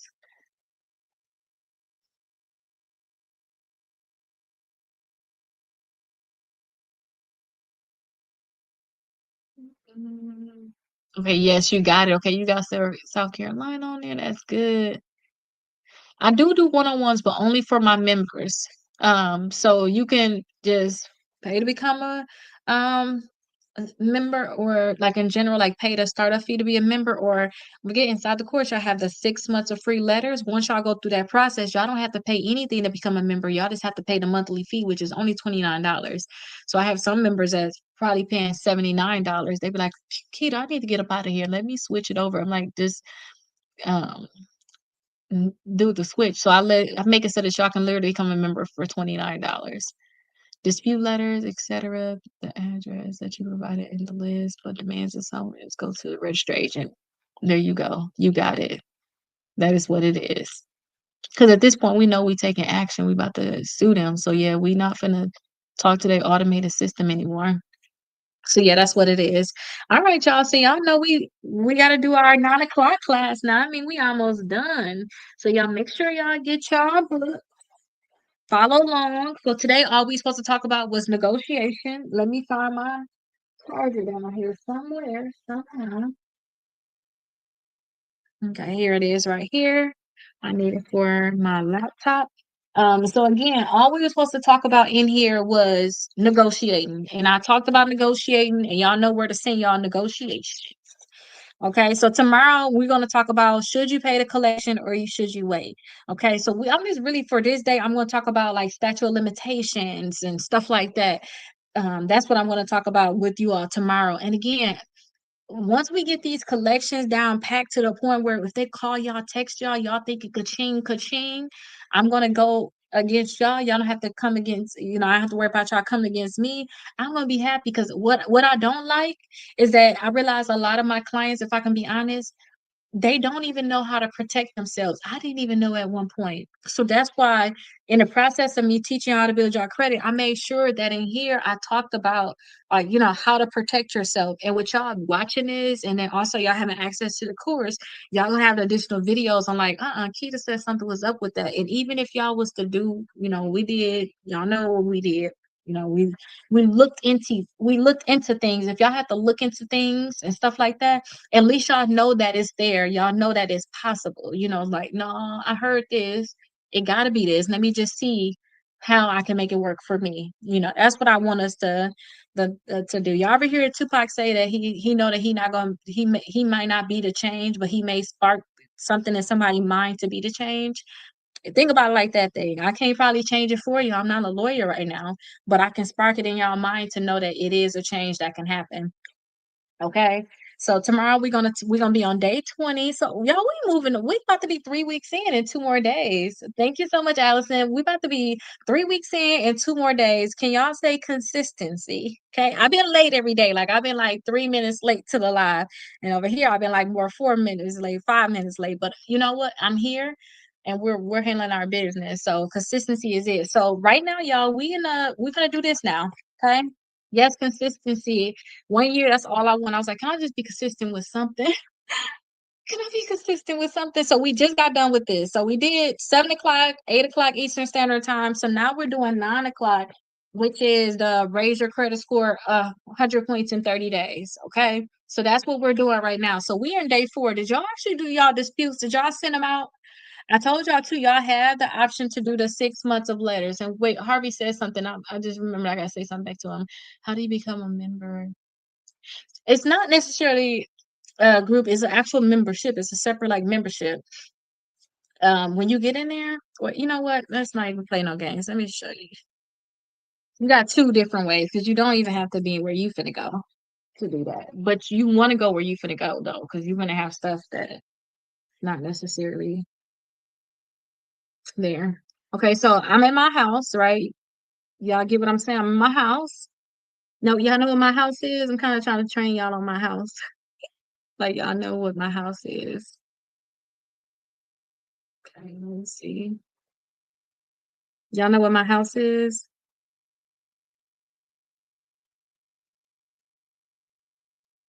You knocking on the door? Okay, good. So you know what my house is.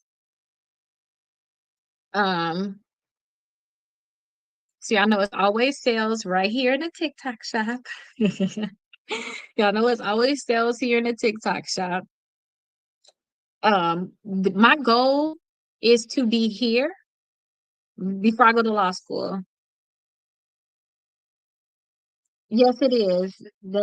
Yes, I love you. Yes, it is. And how are you doing today? Yes, it is. So my goal is to be here. This is where I'm at now. So I'm going to law school in August. So my goal is to be here. Okay. So y'all can see right here. This is my goal, right?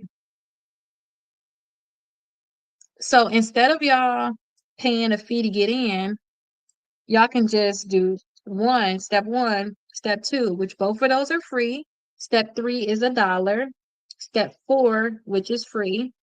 And then once y'all do all those steps, y'all don't have to pay the fee to get in. Y'all just have to pay the monthly fee of $29. Okay. That's what this is right here. Okay. So y'all remember my house. That's perfect. So Harvey, you get what I'm trying to tell you? And then outside of that, some people don't want to go that route. Then here you are here. Where is it at? This is still my house, but y'all avoiding this basically. This is what you're avoiding. So I'm helping y'all avoid that.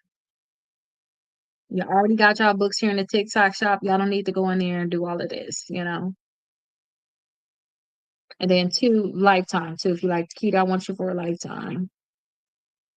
I always knew I was destined for greatness. So I did this very early on. Well, just in general, you got to get it. It don't necessarily have to be for $1. You can get it for $1. That'd be perfect. That's just step number three. Even in this, these steps are different. These were the older steps.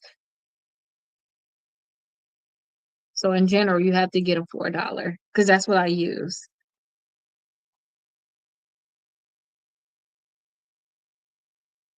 Okay, perfect. Okay, good. Get your letters out tomorrow. And for those people that did not do them yet, understand that I do not believe in this being something that y'all just watch and ask questions and y'all just get fully educated. I want y'all to actually take action. That's the key. I try to stop myself from that too. Like if I watch certain videos, like if I watch videos about TikTok, oh, growth on TikTok, how to make your TikTok shop better and how to get more people on your TikTok lives. I try not to just sit there and listen. I actually take notes and actually take action. I want you all to do the same thing. I don't want y'all to watch this. I know this can be entertaining. Like I like this kind of stuff. I don't know, y'all might like it too. It may be entertaining, but I need y'all to take action, okay? So we already did 3 days inside of here, right? Um, and we have to do day four. Okay, so we actually have to track our accounts. And I put this right after because it gives you more time to now get your disputes in before we really go into it. You have to understand disputes is the biggest part of it all. Okay. And I always show y'all this one because it just means a lot to me that it's literally this little bit that happened and it was such great results. So let me see. Where is it at? Okay, this was such a little thing that oh, it's stuck down there, y'all. Okay, let me see. Oh, I'm not gonna be able to get it, y'all. It's not gonna let me take. Oh, there we go. I'm panicking like it's not gonna let me. Look, they got one collection removed. Remember, only thing I'm trying to get y'all to understand, we just need a 100 points for one bureau. They got one collection removed. If this was y'all, all y'all need is 14 more points. Okay. So I don't want y'all to think, you know what, I'm just gonna skip that step and we'll do the other steps. I don't know. No, no, no. Stop it. Like if that's what y'all got going on in y'all head. Cause I remember being like that too. Talking to whoever that person is. If it's not you, it's not you. Or I'll do it later. Do it ASAP. The goal is by time the 30 days is up, I need y'all to see the results. Even if y'all see it on day 33, because we already, y'all wait 30 days for the bureaus, they gonna delete something. I know this. They gonna delete something, but you have to send them letters in. You know, you have to. If you're not doing it, you're not gonna get the results. So I know y'all listening, stuff like that, but please take action. If you're not gonna take action, I just showed y'all how y'all can get the membership for $29 per month. Like literally. And y'all can get the 6 months of letters for $1. Because that's how y'all gonna have to pay for your reports. Okay. Y'all literally get them for free. Okay, so it's no excuse. Y'all have to literally take action. Even if y'all say, "Oh my gosh, Peter, I can't afford certified mail." Been there, done that. Send it regular mail. I told y'all the reason why I came up with the 6 months of letters is because one time I was very depressed. I'm gonna be honest, I was very, very depressed. I created all 6 months of my letters at one time, and then I actually just put them all together with like a paper clip. This is a good example because I already got these paper clip. Y'all see how I be having my son like paper clip them already? I literally put this is month one, this is two, this is three, month four, month five, month six. I literally put stamp on it. I put my identification on it, and every month I put like a alert in my phone say, "Hey, every 35 days I gotta mail it in." So month one, I dropped it in the mail. I got an alert saying I need to put it in the mail. And guess what? I was so depressed I didn't even want to go to the mail. I went didn't even want to go to the post office. That was a whole nother step that I may have not done. Y'all know y'all can sit this outside y'all mail thing. Y'all can put the thing up saying, "Hey, I got mail, take it." I just had mine sitting peeping out of my mail thing because she went before they put it in, they'll just take what's right there. Y'all literally have options, okay? But I want y'all to understand that y'all have to do this. And when I did that process, like I had 10 to 15 accounts. When I was done, I had like one or two accounts and they were scattered, such as when I say scattered, if it was on all three credit bureaus, not only TransUnion have it, or maybe now Experian and Equifax have it. But now I'm down to one or two when I was at 10 to 15. So, okay, so that's what the process is. Now, let me say that this was a while ago. This was a while ago. Um, this was before I ever did any type of lawsuits too. Okay, but at the same time, you take some action because even some of my clients, when I send out regular mail, they still get results. They still get results. So I just want y'all to know that y'all have to take action. Please believe me when I say that. Okay. So now yesterday we talked about disputes. I asked y'all to have them in the mail. If y'all haven't had them in the mail, please look into the 6 months. Y'all that purchased the books, y'all have access.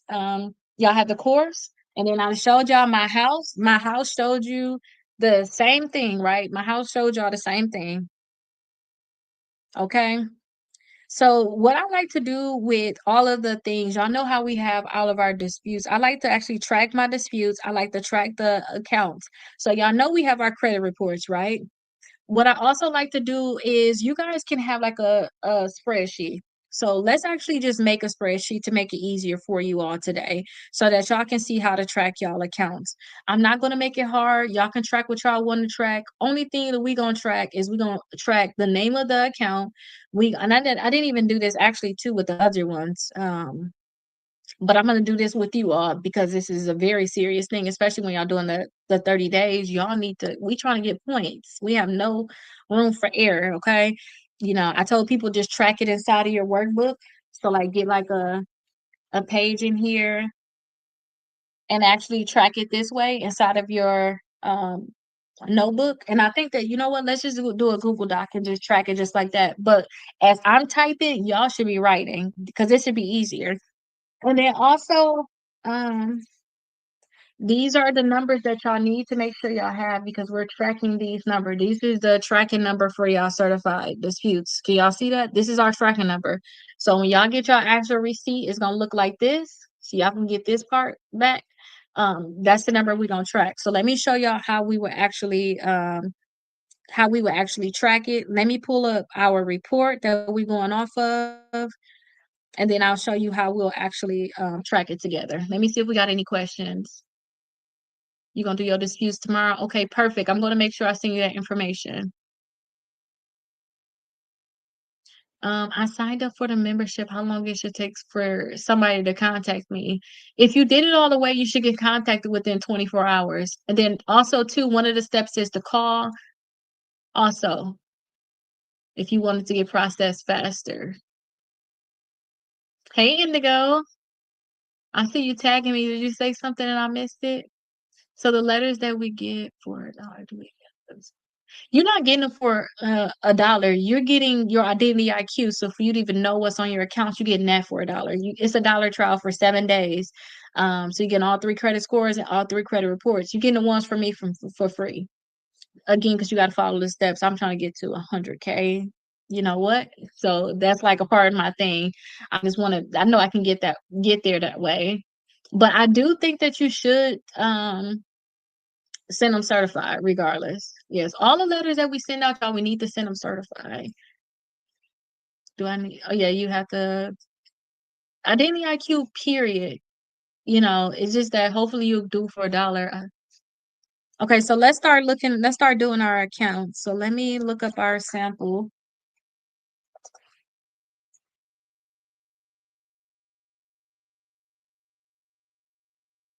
Okay.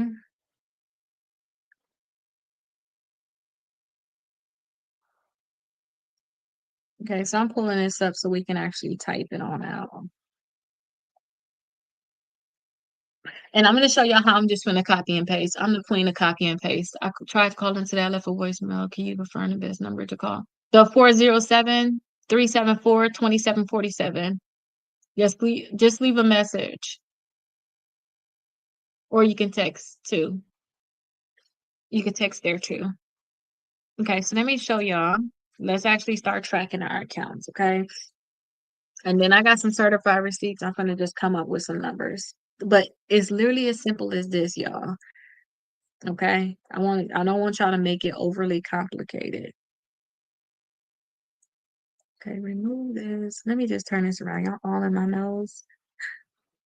Y'all can just see what I'm doing over here because it's just easier for me to know. Okay. Oh wait, no.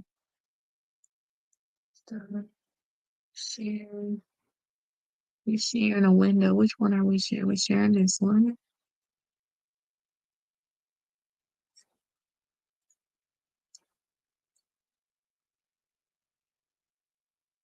Okay. All right. So y'all remember our credit report that we're using? This is it here.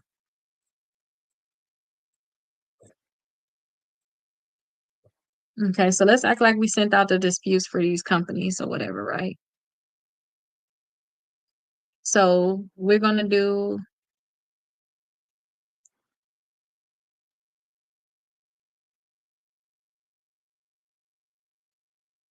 copy. So we have our document here. Let me move this out the way. So we're gonna paste that there.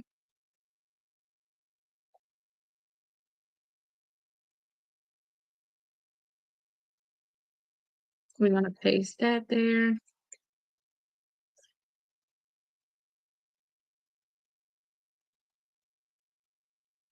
We're gonna paste that there, okay? Let's actually make sure that these are underlined. Okay, so we can underline it. Now, if y'all want to, y'all got different things that y'all can do. So let's take the underline out. This is what y'all can do. This is different ways that y'all can track it, okay? Y'all can actually track the actual accounts. Y'all can list all of y'all accounts on here if y'all want to. So actually that one is on 3 bureaus, right? Let's actually put that on all 3 bureaus.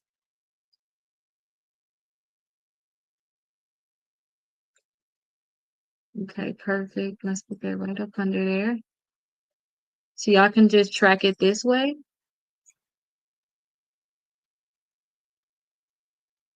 This is on all, uh-oh.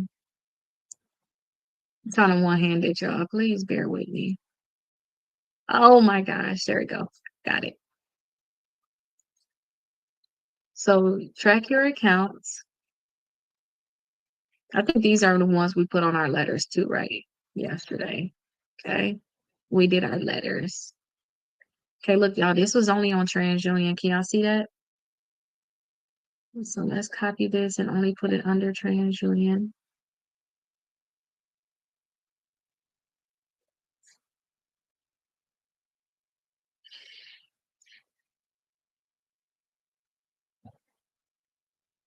This one is not on Equifax, so we're gonna put it under the other two.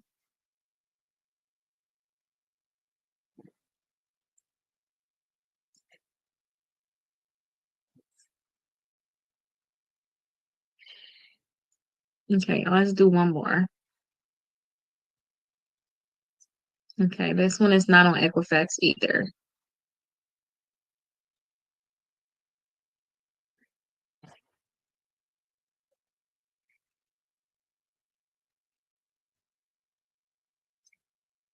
Okay, can y'all see that?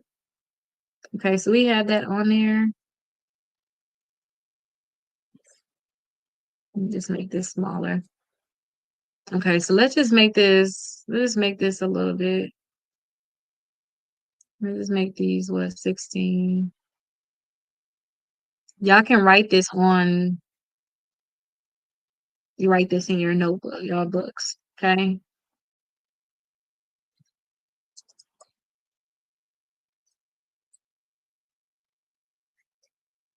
So round one dispute. No, that's that one-handed stuff. Okay, so these will be our round one disputes, right? So let's say for example that this right here is our tracking number. So I'm gonna type this tracking number in here. Yeah. Let me make sure that they can see it too. Y'all are small, you can't even see it. So let's act like we sent this one to Experian. So because we want to keep up with this number too. Okay, so we want to keep up with the number. So 95890718527802400 because so now we have the tracking of this one. Okay, so we're gonna say that this one is our Experian. Okay, we're gonna act like this is our Experian. Let me just write Experian on here.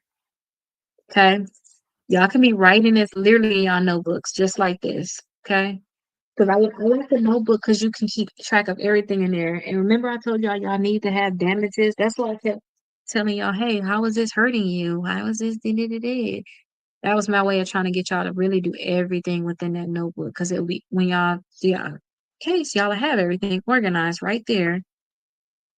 Okay. So this is gonna be our Equifax. Okay. So we're gonna put this number on here, right here. Okay, so let me go ahead and type this number in. If I mess up, it's just gonna be messed up. We're not gonna worry about it because it don't matter.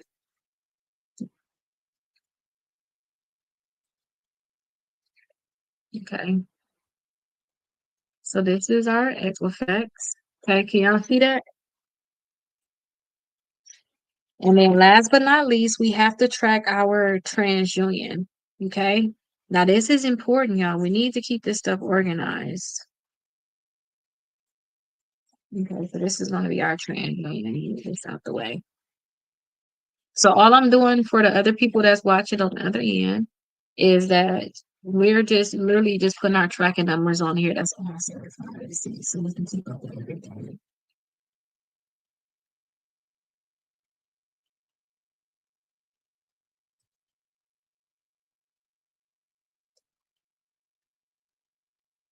Okay, so that's what it is. Okay, so now we have everything organized. If we want to, we could do it like this, just to make it look nice. Because y'all know when y'all do y'all might put stars on there. At least that's what I do when I write it. I literally just put something on there so we'll know it. And then let's say, for example, we sent our disputes yesterday. We want to actually put the date on here. So we'll put on here that they got this on the 8th. So we'll say that they got it on the 8th. We're putting multiple disputes in one mail check envelope.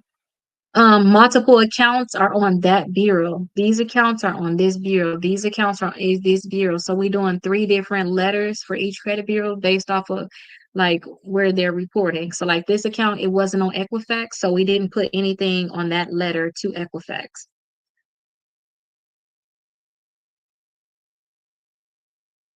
And then IC systems not on Equifax, so we didn't put anything on that area for on that dispute letter to Equifax. So this is literally the only thing that we were disputing.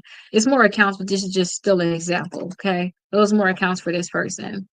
We're gonna say that they got theirs on the 7th, and then this one right here, we're gonna say that they got theirs on the 9th. Okay, so y'all see that? Y'all get it? Now, the thing is, I never showed y'all how to track this thing. So let's just look this up. It's not going to be right because guess what? We haven't mailed it out. So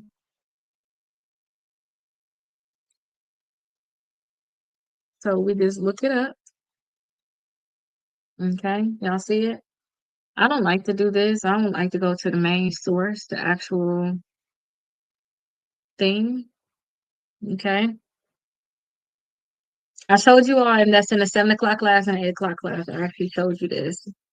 So this right here, you need to actually track when they actually get it. Okay. So track.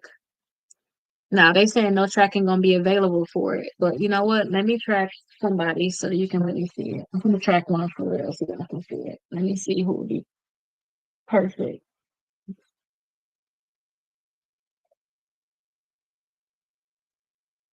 Oh, you know what? Let's see this for. I'm gonna put the number in for y'all. Let's track their stuff. Okay.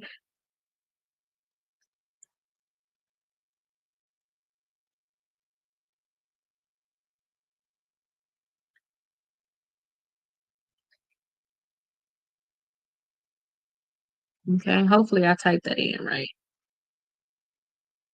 Okay. Perfect. So this one right here is a real one. So this one was actually delivered. So this was the Experian one. It was actually delivered on the 20th, right? So can y'all see that? Y'all have to track it.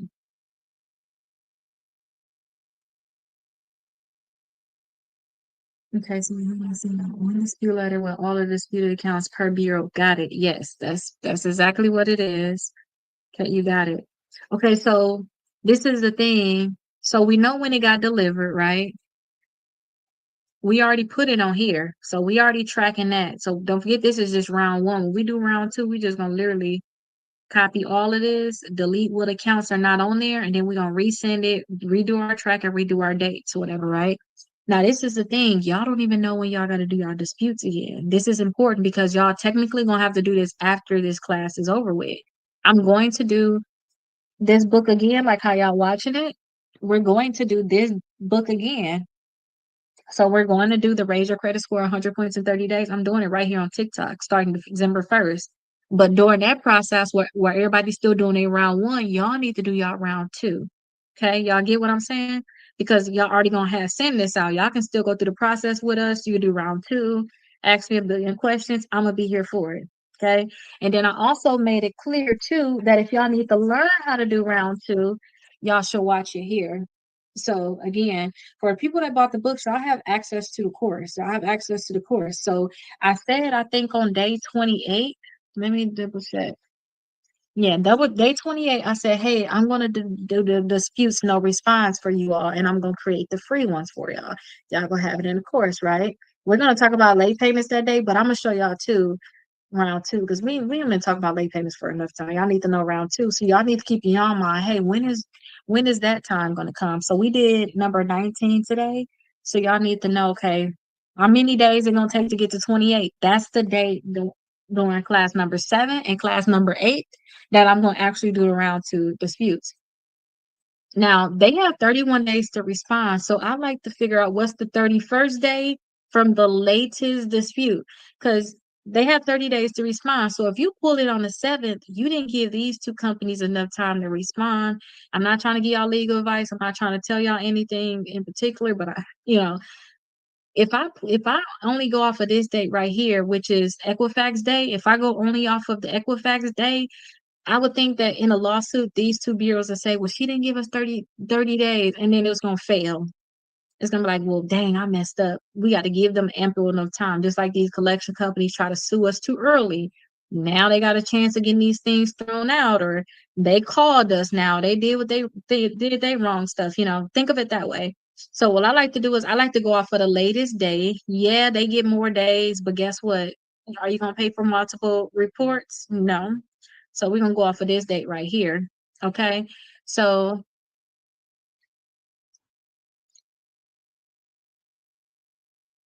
okay, so y'all see what I'm doing? So I like a date calculator because my professor said, hey, you need to learn how to do it by hand. I don't want to mess it up. I don't want to mess it up. So she taught us both ways, but I already was doing this because I already had the certified disputes anyway. And so I'm just showing you all. So what was our date again? Our date, we're going off of the 9th. So these could very well be your dates. Okay. Y'all figure out what y'all dates are and y'all track. That's when y'all need to send out more disputes if y'all want to continue to work on deleting y'all accounts. And if that they didn't delete everything, if they deleted everything, or if you only had one account they deleted it, then you can go about your business. You ain't gotta worry about it no more. You just gotta make sure they don't put it back on your credit reports. Okay. So we're gonna do that. And then we're gonna do 31 here. Okay. So the latest date, no, just 30 days in general, not business days, just 30 days in general. So act like they got it on November 9th, then you need to pull a credit reports December 10th. Okay, so y'all gonna be in a little bit into even the next class, but that's understandable. So December 10th is the date that you need to send out your second round of dispute letters because that you already gave them the time. So Kiana, I know that you said earlier, like, hey, do we gotta wait for the results? Yeah, we are not waiting for the results. We talked about that earlier. So you want to pull your credit reports. You want to see if the accounts are updated or not. Okay, when y'all pull y'all credit reports, y'all gonna see stuff like this, like accounts are missing. Like, where's Equifax? Oh, they deleted it. If it's not there and it was once there, it's deleted. Okay. If it was y'all actually had this one on all three credit bureaus and now Equifax and Experian gone, it was deleted. Okay. Y'all gotta think about it like that. Okay. But that's how y'all would actually track it. So what I would do though, I would already prepare for round two. So I would copy this like this. I would paste it.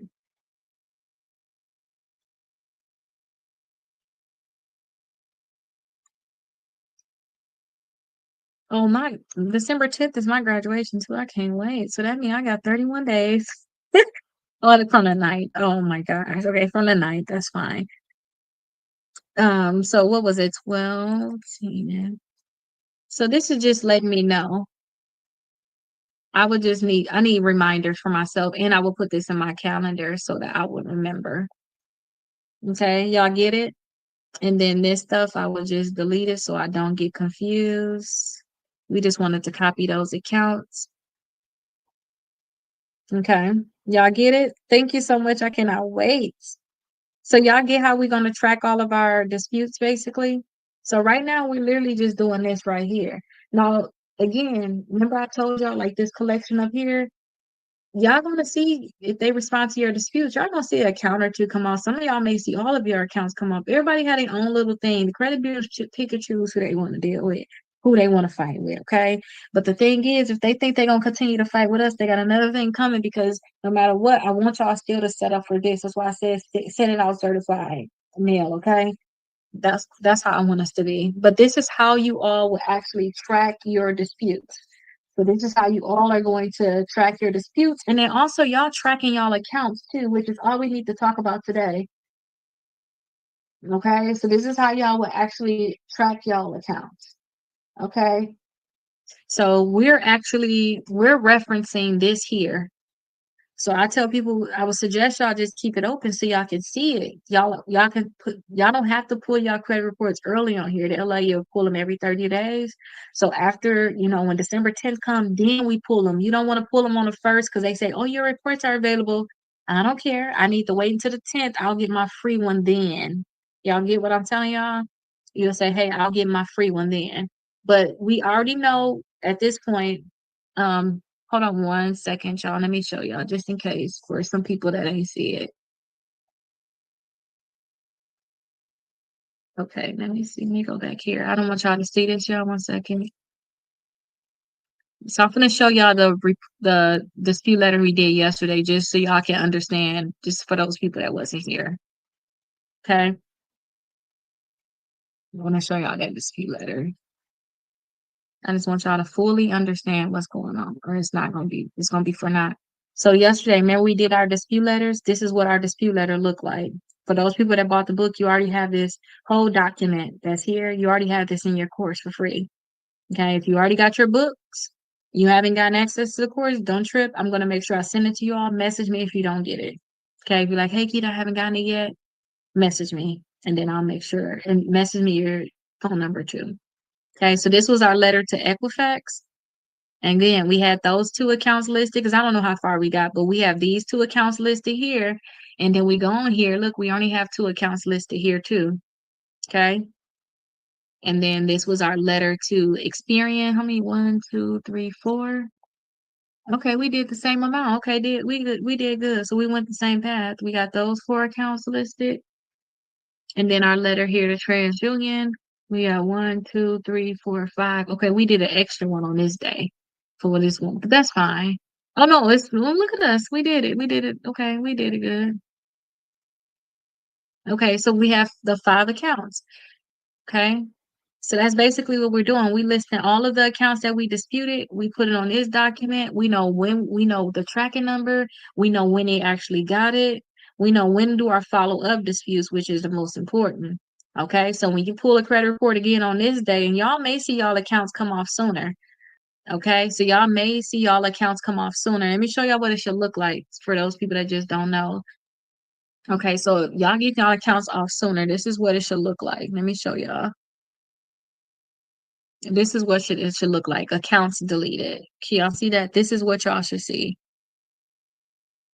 Verizon coming off, Navy Federal coming off, because y'all are disputing it. Y'all asking them to delete it. This is what I want y'all to be able to see. But again, y'all gonna probably see this after this 30 days is over with, and I'm already gonna start again with the next batch to get the 30 points. Okay, them are student loans. If y'all get a bankruptcy deleted, this is what it should look like for a bankruptcy. It should say public record removed from your report. You should see how much your credit scores go up.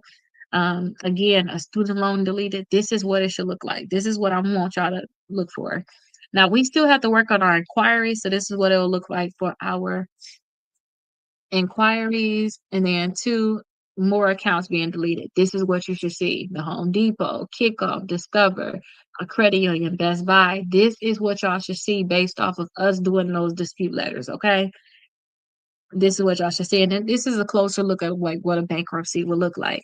Now, I had told the other classes that I finally finished my bankruptcy book, y'all. So discharge to over 700 credit score. I actually finished the bankruptcy book. Okay.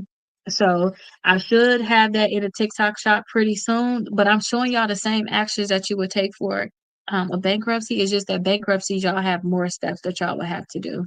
Okay. So everybody get where we're at in terms of these accounts, because I think that's really everything. All we have to do today, again, every day we just got something we have to do. We're not going to overdo it. If y'all want to ask me questions, y'all want to move ahead because y'all working ahead, y'all on your own thing, then I will answer questions. Hey, are you going to school for bankruptcy attorney? No, I'm not going to school for bankruptcy attorney. I'm just going to school for just consumer law in general. I want to be able to help you all sue these collection companies, these creditors, and the credit bureaus. I might end up doing bankruptcy. Who knows? I am studying bankruptcy heavy though right now. Is there any way to remove an eviction from the court and it's not showing in my credit report though?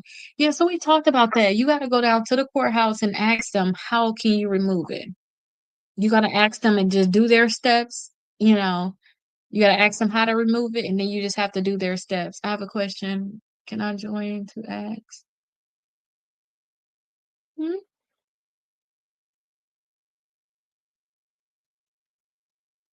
Um, Booker, what do you mean? Can I join to ask?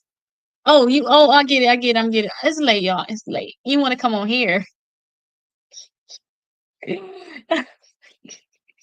Don't mind me. I'm like, what me join? Ask the question, girl.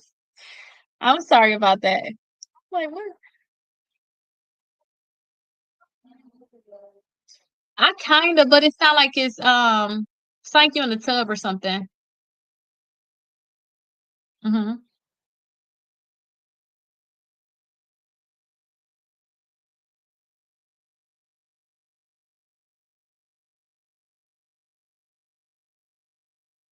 So the bankruptcy book talk about, so the bankruptcy book goes to, hey, you about to file, get all of these documents together, get all your debts together. It don't actually help you with the bankruptcy. It just guides you to, okay, you thinking about filing? Okay, you already filed. Look for these, make sure this is happening. And then actually really the cleaning of your credit part. It's mainly about the cleaning of your credit, but I'll talk a little bit about the beginning stages. I'll let you go ahead and finish. Oh, you done now? It's okay. Go ahead. I can try to hear you. Ah, it's okay.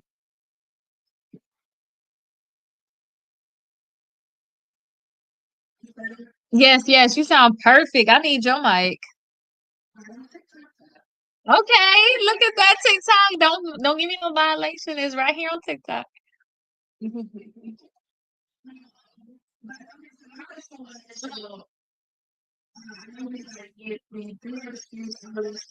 Mhm.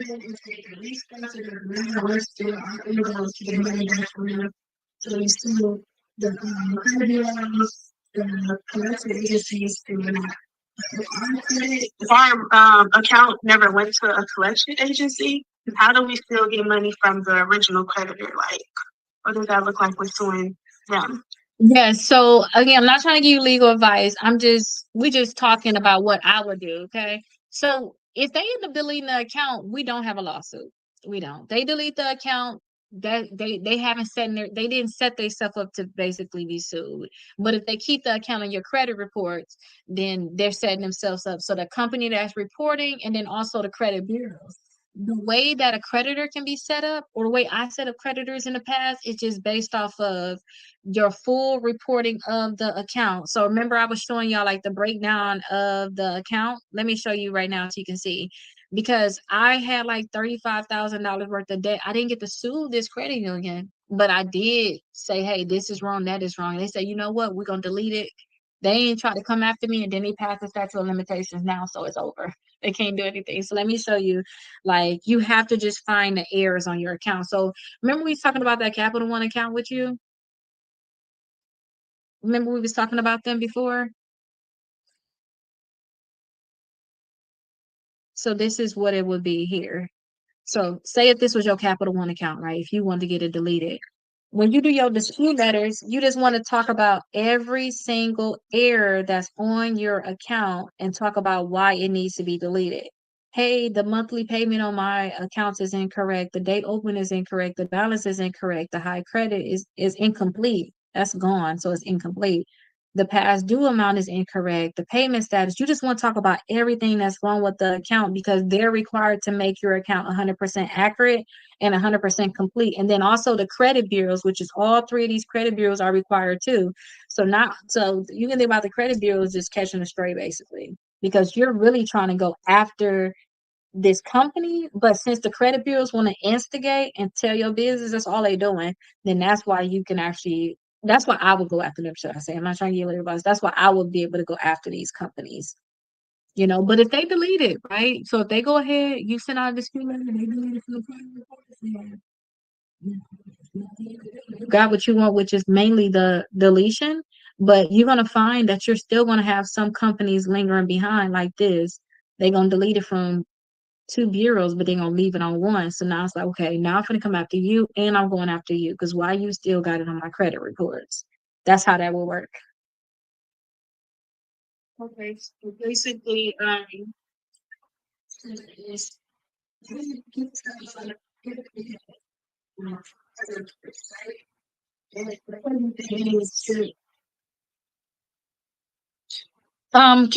You said because of the dispute, that's why they deleted it?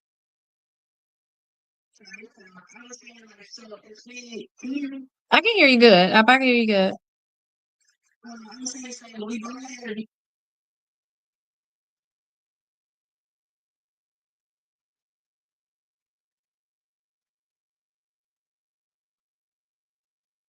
You still there?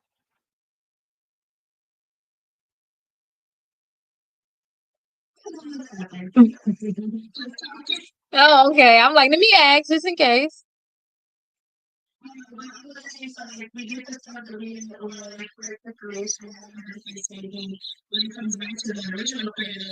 if we didn't go like, suing and all that stuff, Yeah.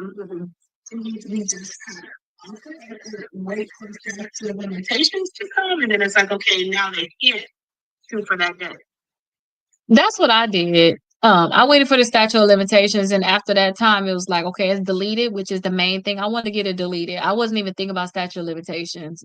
I just thought about, oh wow, it's past the time that they can sue me, so I really don't even have to. If I don't decide I want to, I only have to pay them because they can't sue me, which is what we all concerned about. So that's what I would think. And guess what? If they sell it to another collection company, you have to worry about them. That's what they like to do anyway. They'll sell it to another collection company, then that will be your new battle. But yeah, to me, my main thing with my would be my statute of limitations. So you have to look up in your state, what's your statute of limitations on these debts?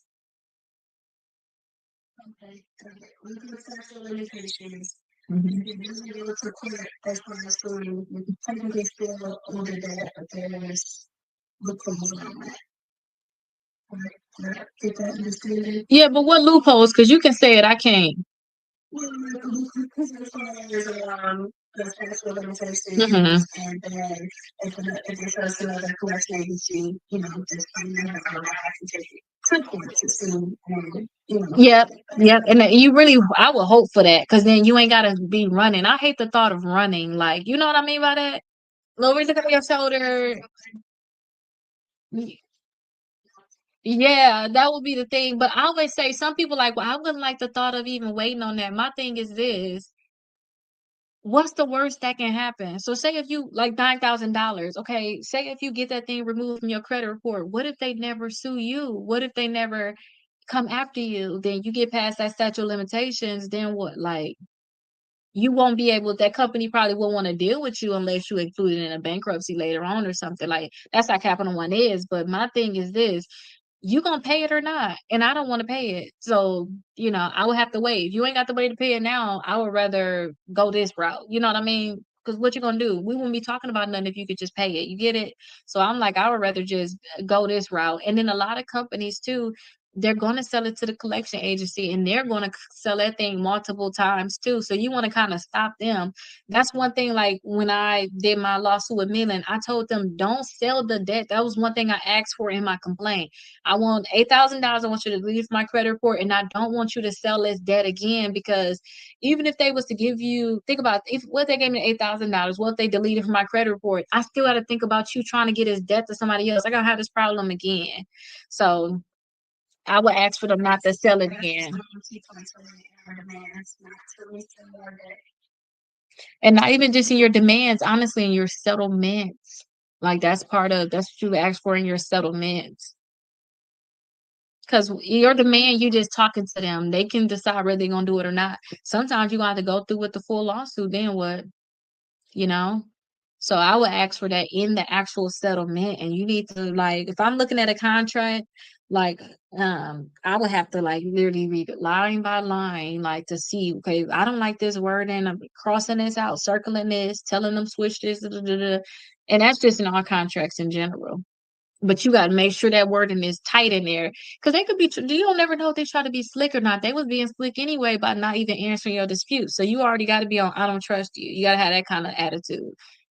Like I don't trust you. I got to make sure you're doing this right. That's what my attitude would be. But I think you're on the right path in terms of what's the whole argument, what's the whole thing we trying to do. I think you're on the right path. You do? Okay, well go ahead then. They all these companies got settlements. They do settlements. You just gonna be the next one. That's it. That's it.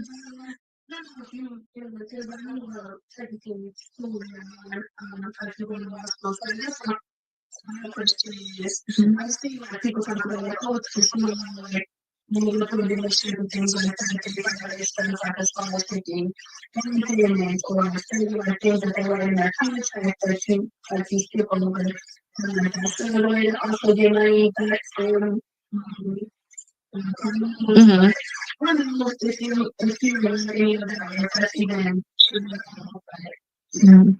Yeah, and then when it come down to me, you know how I'm telling you this, and that. It's only because I experienced it all. I haven't did like a lawsuit with like a car dealership or anything like that. I haven't personally done that, but I've seen somebody else come on here and I can see her argument. You got to think about it. when it come down to these companies, you just gotta figure out how you was violated. That's all it is. I never been violated from one of the dealerships. If I would have never got violated from the credit bureaus, I would never know. If I never got violated from the creditors or these collection companies, I would have never knew how to do this. If you think about it, I only know it just because it happened to me. It's based off of my experience. And then two, I've been doing credit for like 10 years now. So I've had my own problems and I help people with their problems. All of this is just education. So pretty soon, I'm pretty sure I will learn about that if I run across the problem and I'm like, let me help you fix it. Because once you fix the problem, now you know, oh, this is what you got to do. Now you can tell somebody from now on, this is how you do it. And then use yours for example. Okay, I surely will. Y'all hear me talk about other people's stuff right now. Okay, I surely will then. Just let me know how everything go and I surely will use it for sure. But yours was a Capital One though, right?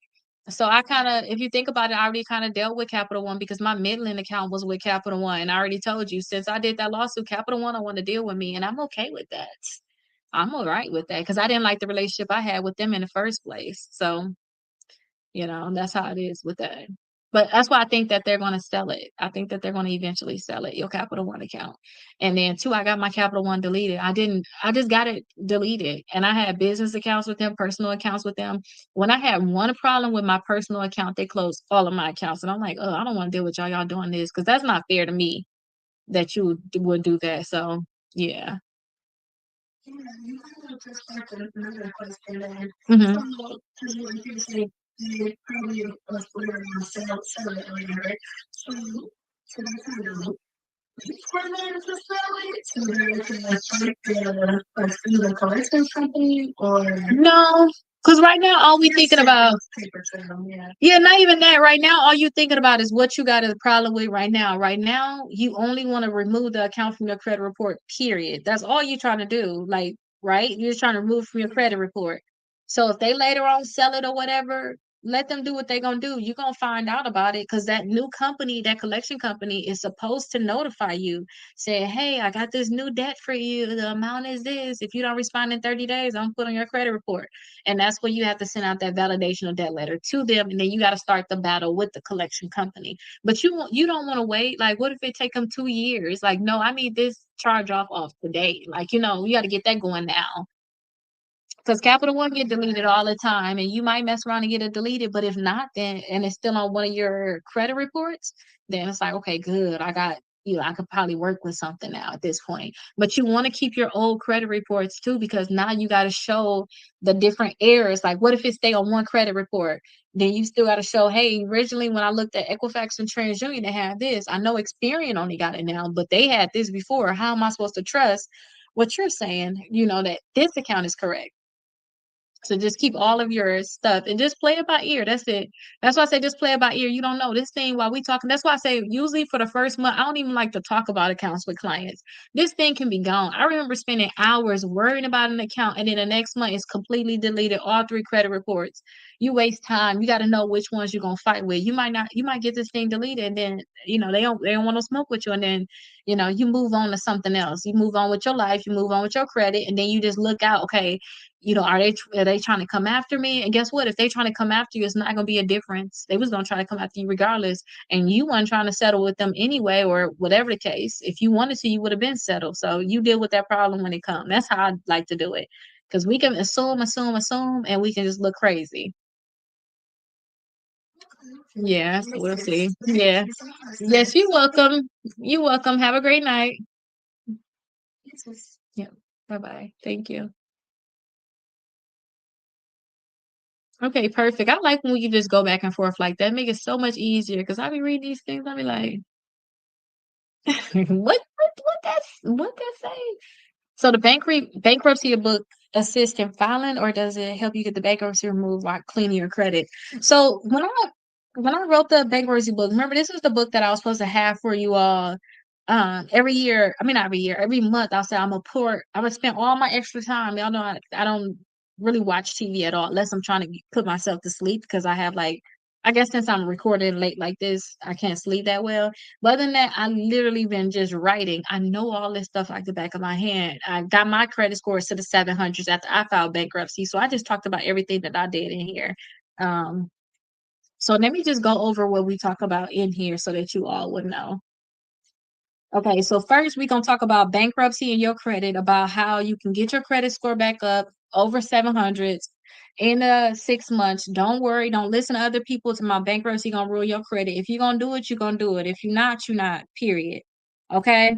So chapter number 2, I tell you all to like pull your credit report, start organizing your stuff, get ready for bankruptcy. The biggest thing that a lot of people do when they want to do bankruptcy, they have like they have a reason, like, oh, I'm getting sued, I want to do bankruptcy, they finna garnish me, or they have certain things like that why they want to do bankruptcy. I tell people, just pull your whole credit. If you do chapter 7, you need to include everything. You might as well put everything on there. Y'all may have some stuff on your credit reports, and usually the bankruptcy attorney will do this too. They'll pull your credit reports, but I say too, look at all of the mail. So I talked to you all about looking at the mail that you recently got. Maybe y'all got medical debt that y'all didn't even think about including, because this stuff can survive bankruptcy. So while you did chapter 7, trying to get your accounts deleted, it's certain things that could have survived. So I talk about that, and then I talk about what your credit report should look like after bankruptcy. I talk about a client right now that already filed bankruptcy and is still reporting that she owed collections, like 4 different companies, saying that she still owed them money and it was included in bankruptcy. It should say zero and included in bankruptcy, and it don't, which means that, I'm talking about suing the credit bureaus and all this stuff, suing the companies. This is a reason, because when it comes down to bankruptcy, you got a discharge, you got relief. They're supposed to show that you don't owe the money anymore. Okay. So we talk about what your credit report should look like. And then also chapter 4, we talk about starting a dispute process. We talk about going to LexisNexis, because it's a special day with bankruptcy. We talk about disputing with LexisNexis and things like that. I have dispute addresses on here. I talk about organizing your stuff. I talk about how to find certain validations when it come down to your bankruptcy too, because you have certain things. So not validation, but how to do validation and find violations. So I talk about that in here. I talk about how to track it. I talk about, remember I was telling y'all about send round 1 validation. So step number 1. So I talk about on here sending round 1 validation. Um and then also sending one to the actual company, sending one to the credit bureaus, understanding what the violations are, prepare for round 3, which is basically your dispute letter. Make sure that you get all your proof together, know when to actually file a suit, get all your documents together. And then 2, I talk about chapter 6, I talk about how to build your credit fast. So what I already told y'all, get y'all 4 credit cards, get y'all 2 installment accounts. If y'all got to get secure credit cards, get secured. That's probably going to be for the people that do chapter 13. If y'all do chapter 7, then y'all can probably get some credit cards without having to put a deposit down. Somebody literally put, I can't say where, I can't say what I was going to say, but somebody recently said that they was approved for a $5,000 Capital One account right after bankruptcy. Okay. Hey, Ms. Rakita, no, they reached out to me by email. Should I ignore it? No, you shouldn't ignore it. Let's just see what they say. Text me a screenshot of what they said. So build your positive accounts fast. So 4 credit cards, 2 installment accounts. Keep your utilization at 5% or less. This is how y'all gonna go from the 400s, 500s after bankruptcy to the 700s within 6 months. Okay, stay disciplined. Basically, track everything. All of this stuff, I think that you all is all of this stuff in here just tell you what to do, but y'all need to just basically follow what's in here. It's just that this tell you, hey, you got a bankruptcy. So you got special stuff that everybody else don't have. That's basically it. Say, hey, you got special stuff that all them don't have. And y'all can see, I have to finish the course, because it's gonna have a course, a free course just for this. So also your utilization, setting everything up on auto pay, learning how to keep your balance low, learning a spending routine, maintenance and things like that. And then I talk about, hey, if you were to mess up, if you was to mess up, y'all got goodwill letters, y'all can do disputes all over again.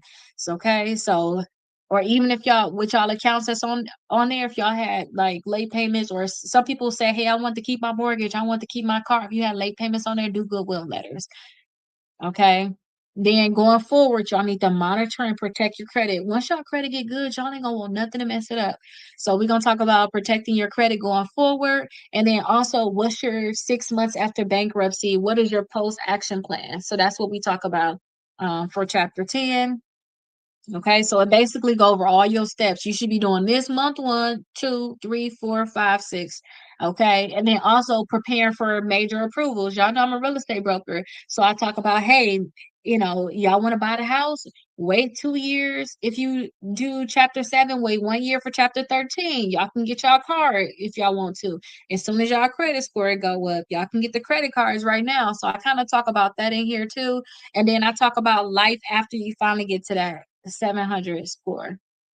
Okay, so I have a few copies of the books. They're going to be coming out soon. If y'all do want to get a copy of it, y'all can let me know in the comments that y'all want to get a copy of it. If y'all haven't gotten any of the books though, because I'm going to say, hey, I'll write your name down, but you have to purchase the packet that you're going to already need anyway. I think it's like number 5 down below.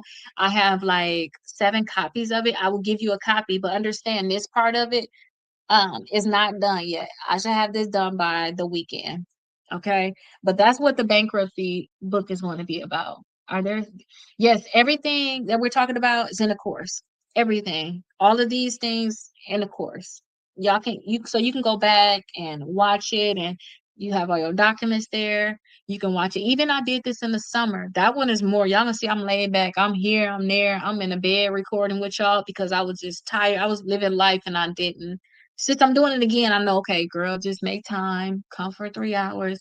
I was some videos 10 minutes because I told y'all what it was and it was over. People ain't had no questions. I ain't had nothing to say either. It is what it is. So, but you can still see those old ones too. But all of these, ever since the 10th. So, ever since the 10th, y'all have. So, if you purchase the book, you can get access to the classes. Yes, for sure. Yep, that is correct. Thank you so much. I love you. Yes, you will. Yes, you will. So anytime y'all purchase any other books down below, like I was so disgusted when I got a bad review. Like, this is basic information you find on the internet. Y'all, these books to me, they're good. They're good, right? But the best thing is the course. You get all of the documents you're gonna need, you get all of the records, you get everything that you're gonna need to actually take action on these things. If not, you're gonna be like, okay, you told me I need to do something, but how do I create a letter? How do I do this? How do you do this? Like yesterday, I was saying what we have to do in here. Yesterday, I was telling y'all, hey y'all, what we gotta do today is inside. If y'all just get this, some bags, do I gotta watch you? You don't have to. You don't even have to get in the course if you don't want to. But yesterday we supposed to do how to write a pay for deletion letter. So here I tell y'all, this is how you write it, right? But guess what? Instead of me just telling y'all, okay, this is how you write it, I wrote one for y'all already. I just don't think certain things we need to learn about no more. I just don't think so. I think that the biggest thing we need to learn about right now is suing. So I already all of this stuff, y'all have documents, the dispute letters, the inquiry letters, y'all have all of this stuff already in the course. So I say just get your books, you'll get access. Okay. So that's why I tell people that's what I think people should do. I just don't think certain things we need to do. I have a question, maybe you can answer. For sure. Just drop y'all questions down below because we passed that 10 o'clock mark. So I'm about to get out of here in a second. Now, before I want the people that's in the 9 o'clock class, you don't want to hear all the questions. I just want to do a recap. So y'all seeing how we tracked it at this point, right? If y'all haven't already, please send out your disputes. Once y'all get y'all tracking receipts back like this, because now I wrote on this, we can't use these no more. Once y'all get y'all receipts back, they're gonna stamp it right here, had a date on it right here too. Once y'all get this stuff back, make sure that y'all writing it inside of y'all workbook. So y'all just getting y'all workbook. I put plenty of space here at the end. I think this would be the best place for you to write it. So inside of your workbook, you have plenty of space. You can literally list your round one up here. You list your round two there. Or you can put round one in general on this page. And then you can do and I think y'all should just have it in here because everything else y'all should have wrote in here. You can put your round two right here and then do your round three right there, your demand letters. You have plenty of space on here to write notes, basically. Y'all see, y'all have plenty of space I put on here to write notes. Okay. You got plenty of space on here to actually write all of your notes inside of here. Okay. And for the people that actually did this book only right here, I did suggest that y'all just go ahead and get the other book though.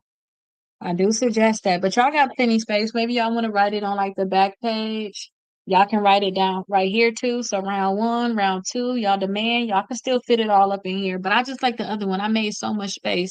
This book right here was just because I did this book in the summer and y'all was bored. I'm so bored with this. I'm happy that we kind of switch up the topic some now in the class, but I get bored because this is straight education to me. But this right here is straight action. Y'all see, we have stuff we have to do every day. First day, y'all getting y'all credit reports. Second day, I'm actually teaching y'all credit. Third day, we did the disputes. Fourth day, we straight tracking. What we doing tomorrow? Fifth day, what we doing tomorrow? Every single day is something different. We're not talking about the same thing every single day. So fifth day tomorrow, I'm going to show y'all about auto pay, which is very, very important. Everybody needs to have all of their credit cards set on auto pay. This is another time too where I say, hey, y'all need 4 credit cards. I'm going to go over the credit cards with y'all because we're not going to leave here without y'all having 4 credit cards. Okay, so I love this one right here because this one is straight action. Now, y'all do have this space too, where y'all can write things, but it's just not enough space. So y'all have this space down here where it says notes. Y'all can write things, but this is not enough space. Y'all just write up inside of this book here. I just like it. Y'all keep it organized. Y'all know y'all lawsuit stuff in here. Everything is already here for y'all. Y'all can track this stuff. It's good. And then I told y'all to get y'all a folder like this. This is where y'all gonna put y'all this. Well, I don't know if I told y'all that yet. Let me tell y'all just in case. This where y'all gonna put y'all dispute letters at. You'll put on one of these pads like this, you'll just put round one on here and you'll clip all of the letters that you sent for round one, clip it right on here. Okay, clip it right on here. Be put it on here and clip all of them together on like all of your letters together. Okay, so that's what you would do. Okay, so I say this is what you just get you a folder, pull all your stuff in here, but all your writing, your notes and stuff, you'll put all of that inside your actual workbook. So that's why I said that's why I told y'all if y'all gonna do anything, just get the package of them. Y'all gonna get all 3 books. Y'all gonna get the one where you learning all about credit. You can keep all your notes in here. Then y'all got the fast pace because we just trying to get the credit scores up as fast as possible. Plus y'all learning, and then two push come to shove if y'all have to take legal action, then y'all have the one for suing. Okay. So y'all have all 3 of them. They are in the package. That's why I say just get this. It'll be easier because y'all have everything. And this bankruptcy one just came out. The next one that I already started writing for already. I'm like, right. The next one I'm doing is straight building credit from scratch. You know, you got them 18-year-olds that try to build credit. It's just straight about building credit. You ain't got nothing negative right now. You just don't have credit to start with at all. So that's the next one I'm building. And then that's going to be an actual workbook form like this. So that one's going to be a workbook like this, but it's just not going to talk about stuff in here like negative accounts, disputes and stuff like that. Discovery. Oh, Discover Soldiers LB Funny. Hopefully I spelled that right. Should I so read? Well, remember, we going through the process. The thing is this, I needed the companies off my credit reports, period. When I apply for something, I need to get approved for it. The past is the past. That's how I looked at it. The past is the past. When I apply for something, I need to get it off. So whoever talking bad on my credit report, so all of them counts. So if LV Funny on there, Discover on there, Capital One on there, ERC on there, I don't care who on there. If you on there and I tell you to delete it and you don't delete it and I see errors, you're messing up while you violate and you're violating me, then that's when I say, okay, I need to sue you. That's what it is. And then I'm just gonna go to rights. The ways that we have rights. I would just express myself through my rights. I ask credit bureaus to remove it. I ask them to remove it again. I even tell a company to remove it. If they don't do it, I have to do a lawsuit. So hopefully that'll answer for you. So if Discover on there, LVMV funding on there, they won't remove from your credit reports. That's gonna be up to you on whether you should sue or if you should wait. But guess what? You have to, regardless of if we wanted to sue or not, we have to build a case, you know. That's what this whole thing is about. We have to build a case regardless, and we're doing that anyway. You have to do disputes to be able to delete. I mean, you have to do disputes, and then you have to give them a chance to delete to be able to sue anyway. Okay. So that's it is, it is what it is. But my thing is, whether you're gonna sue or not, that's gonna be up to you. But if you violate me, then we're gonna have a problem in terms of, hey, I'm trying to get this removed. I'm trying to give me a car, I'm trying to give me a house. You got me this low credit score. Instead of me getting a car that's at a $200 payment, 250, 300 at the most payment, I gotta get a $500 payment because you want to remove this from my credit report. Oh no. I'm not gonna do that because I got a high interest rate because this is counting on my credit report. I'm gonna just get this stuff cleaned up. That's what my mindset is. So, you'll have to figure out what you think is gonna be best for you. But my thing is I'm not gonna pay more in interest when I have a right to get these things deleted, you know. Just like they have a right to sue us, I have a right to sue them if they don't fix what they need to fix. I'm just gonna actually express myself and actually do it. Oh, I did? Okay, good. Blessed today. I'm happy. I just want to make sure. Peace. Thank you. Thank you. You call me tomorrow. Okay, perfect. Perfect. You gonna be calling me tomorrow? We get on a call tomorrow? So yeah, don't if you was my family, I'd be like, girl, we finna sue them. I don't care about that. Give me your stuff. That's what I would do if you was my family. I don't care. We finna go after them. That's how I'll be riding. Like, we is not gonna play about that. Okay, perfect then. Okay. Well, I'll be available. I'm just gonna be doing my things. I'm thinking about coming on live later on. I mean tomorrow instead of just doing 7, I'm gonna come on again earlier in the day while I'm just doing my letters, just answering questions for you all, just chilling basically. I'm thinking about coming on live again. But for those people that purchased your books down below, so let me make sure that I have it pinned correctly. Can y'all see the books down below already? Can y'all see like a pinned one right here? Let me see if y'all can see it. Can y'all see one like already pinned here, like the package of all 3 books for people that just not coming in? Because I know a lot of y'all already have y'all books. Okay, you can see it blessed today.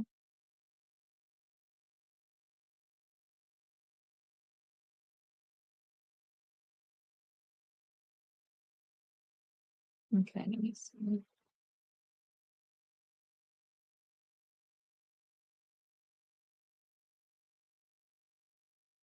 Okay, so for the people that already purchased their books, I have to wait an hour after you purchase. So I'm going to send you all access to the course. That's where you're going to be able to do the 6 months of letters.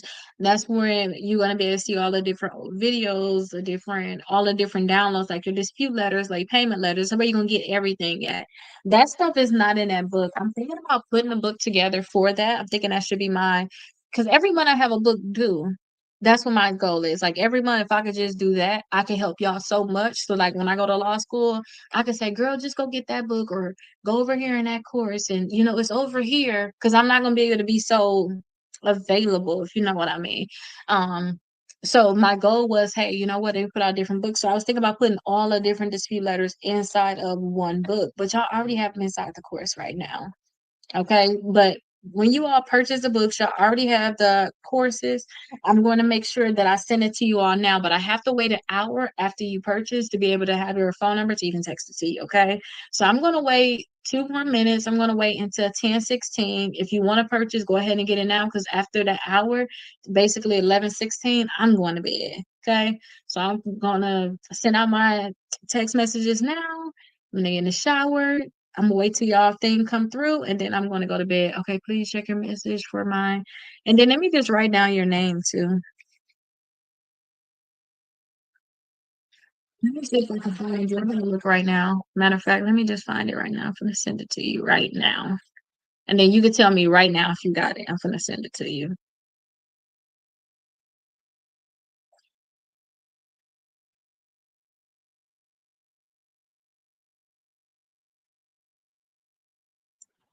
Okay, so I'm gonna send it to you. But the rest of y'all purchase y'all books, I have to still wait. But everybody else too, I will see y'all tomorrow. I will definitely see y'all tomorrow. I'll be going live at the same time.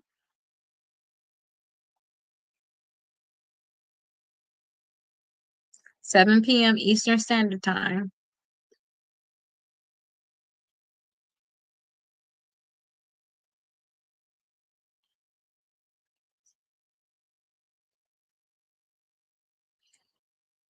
Okay, I'm exporting it now. So I'm gonna see if I can see your number on my end.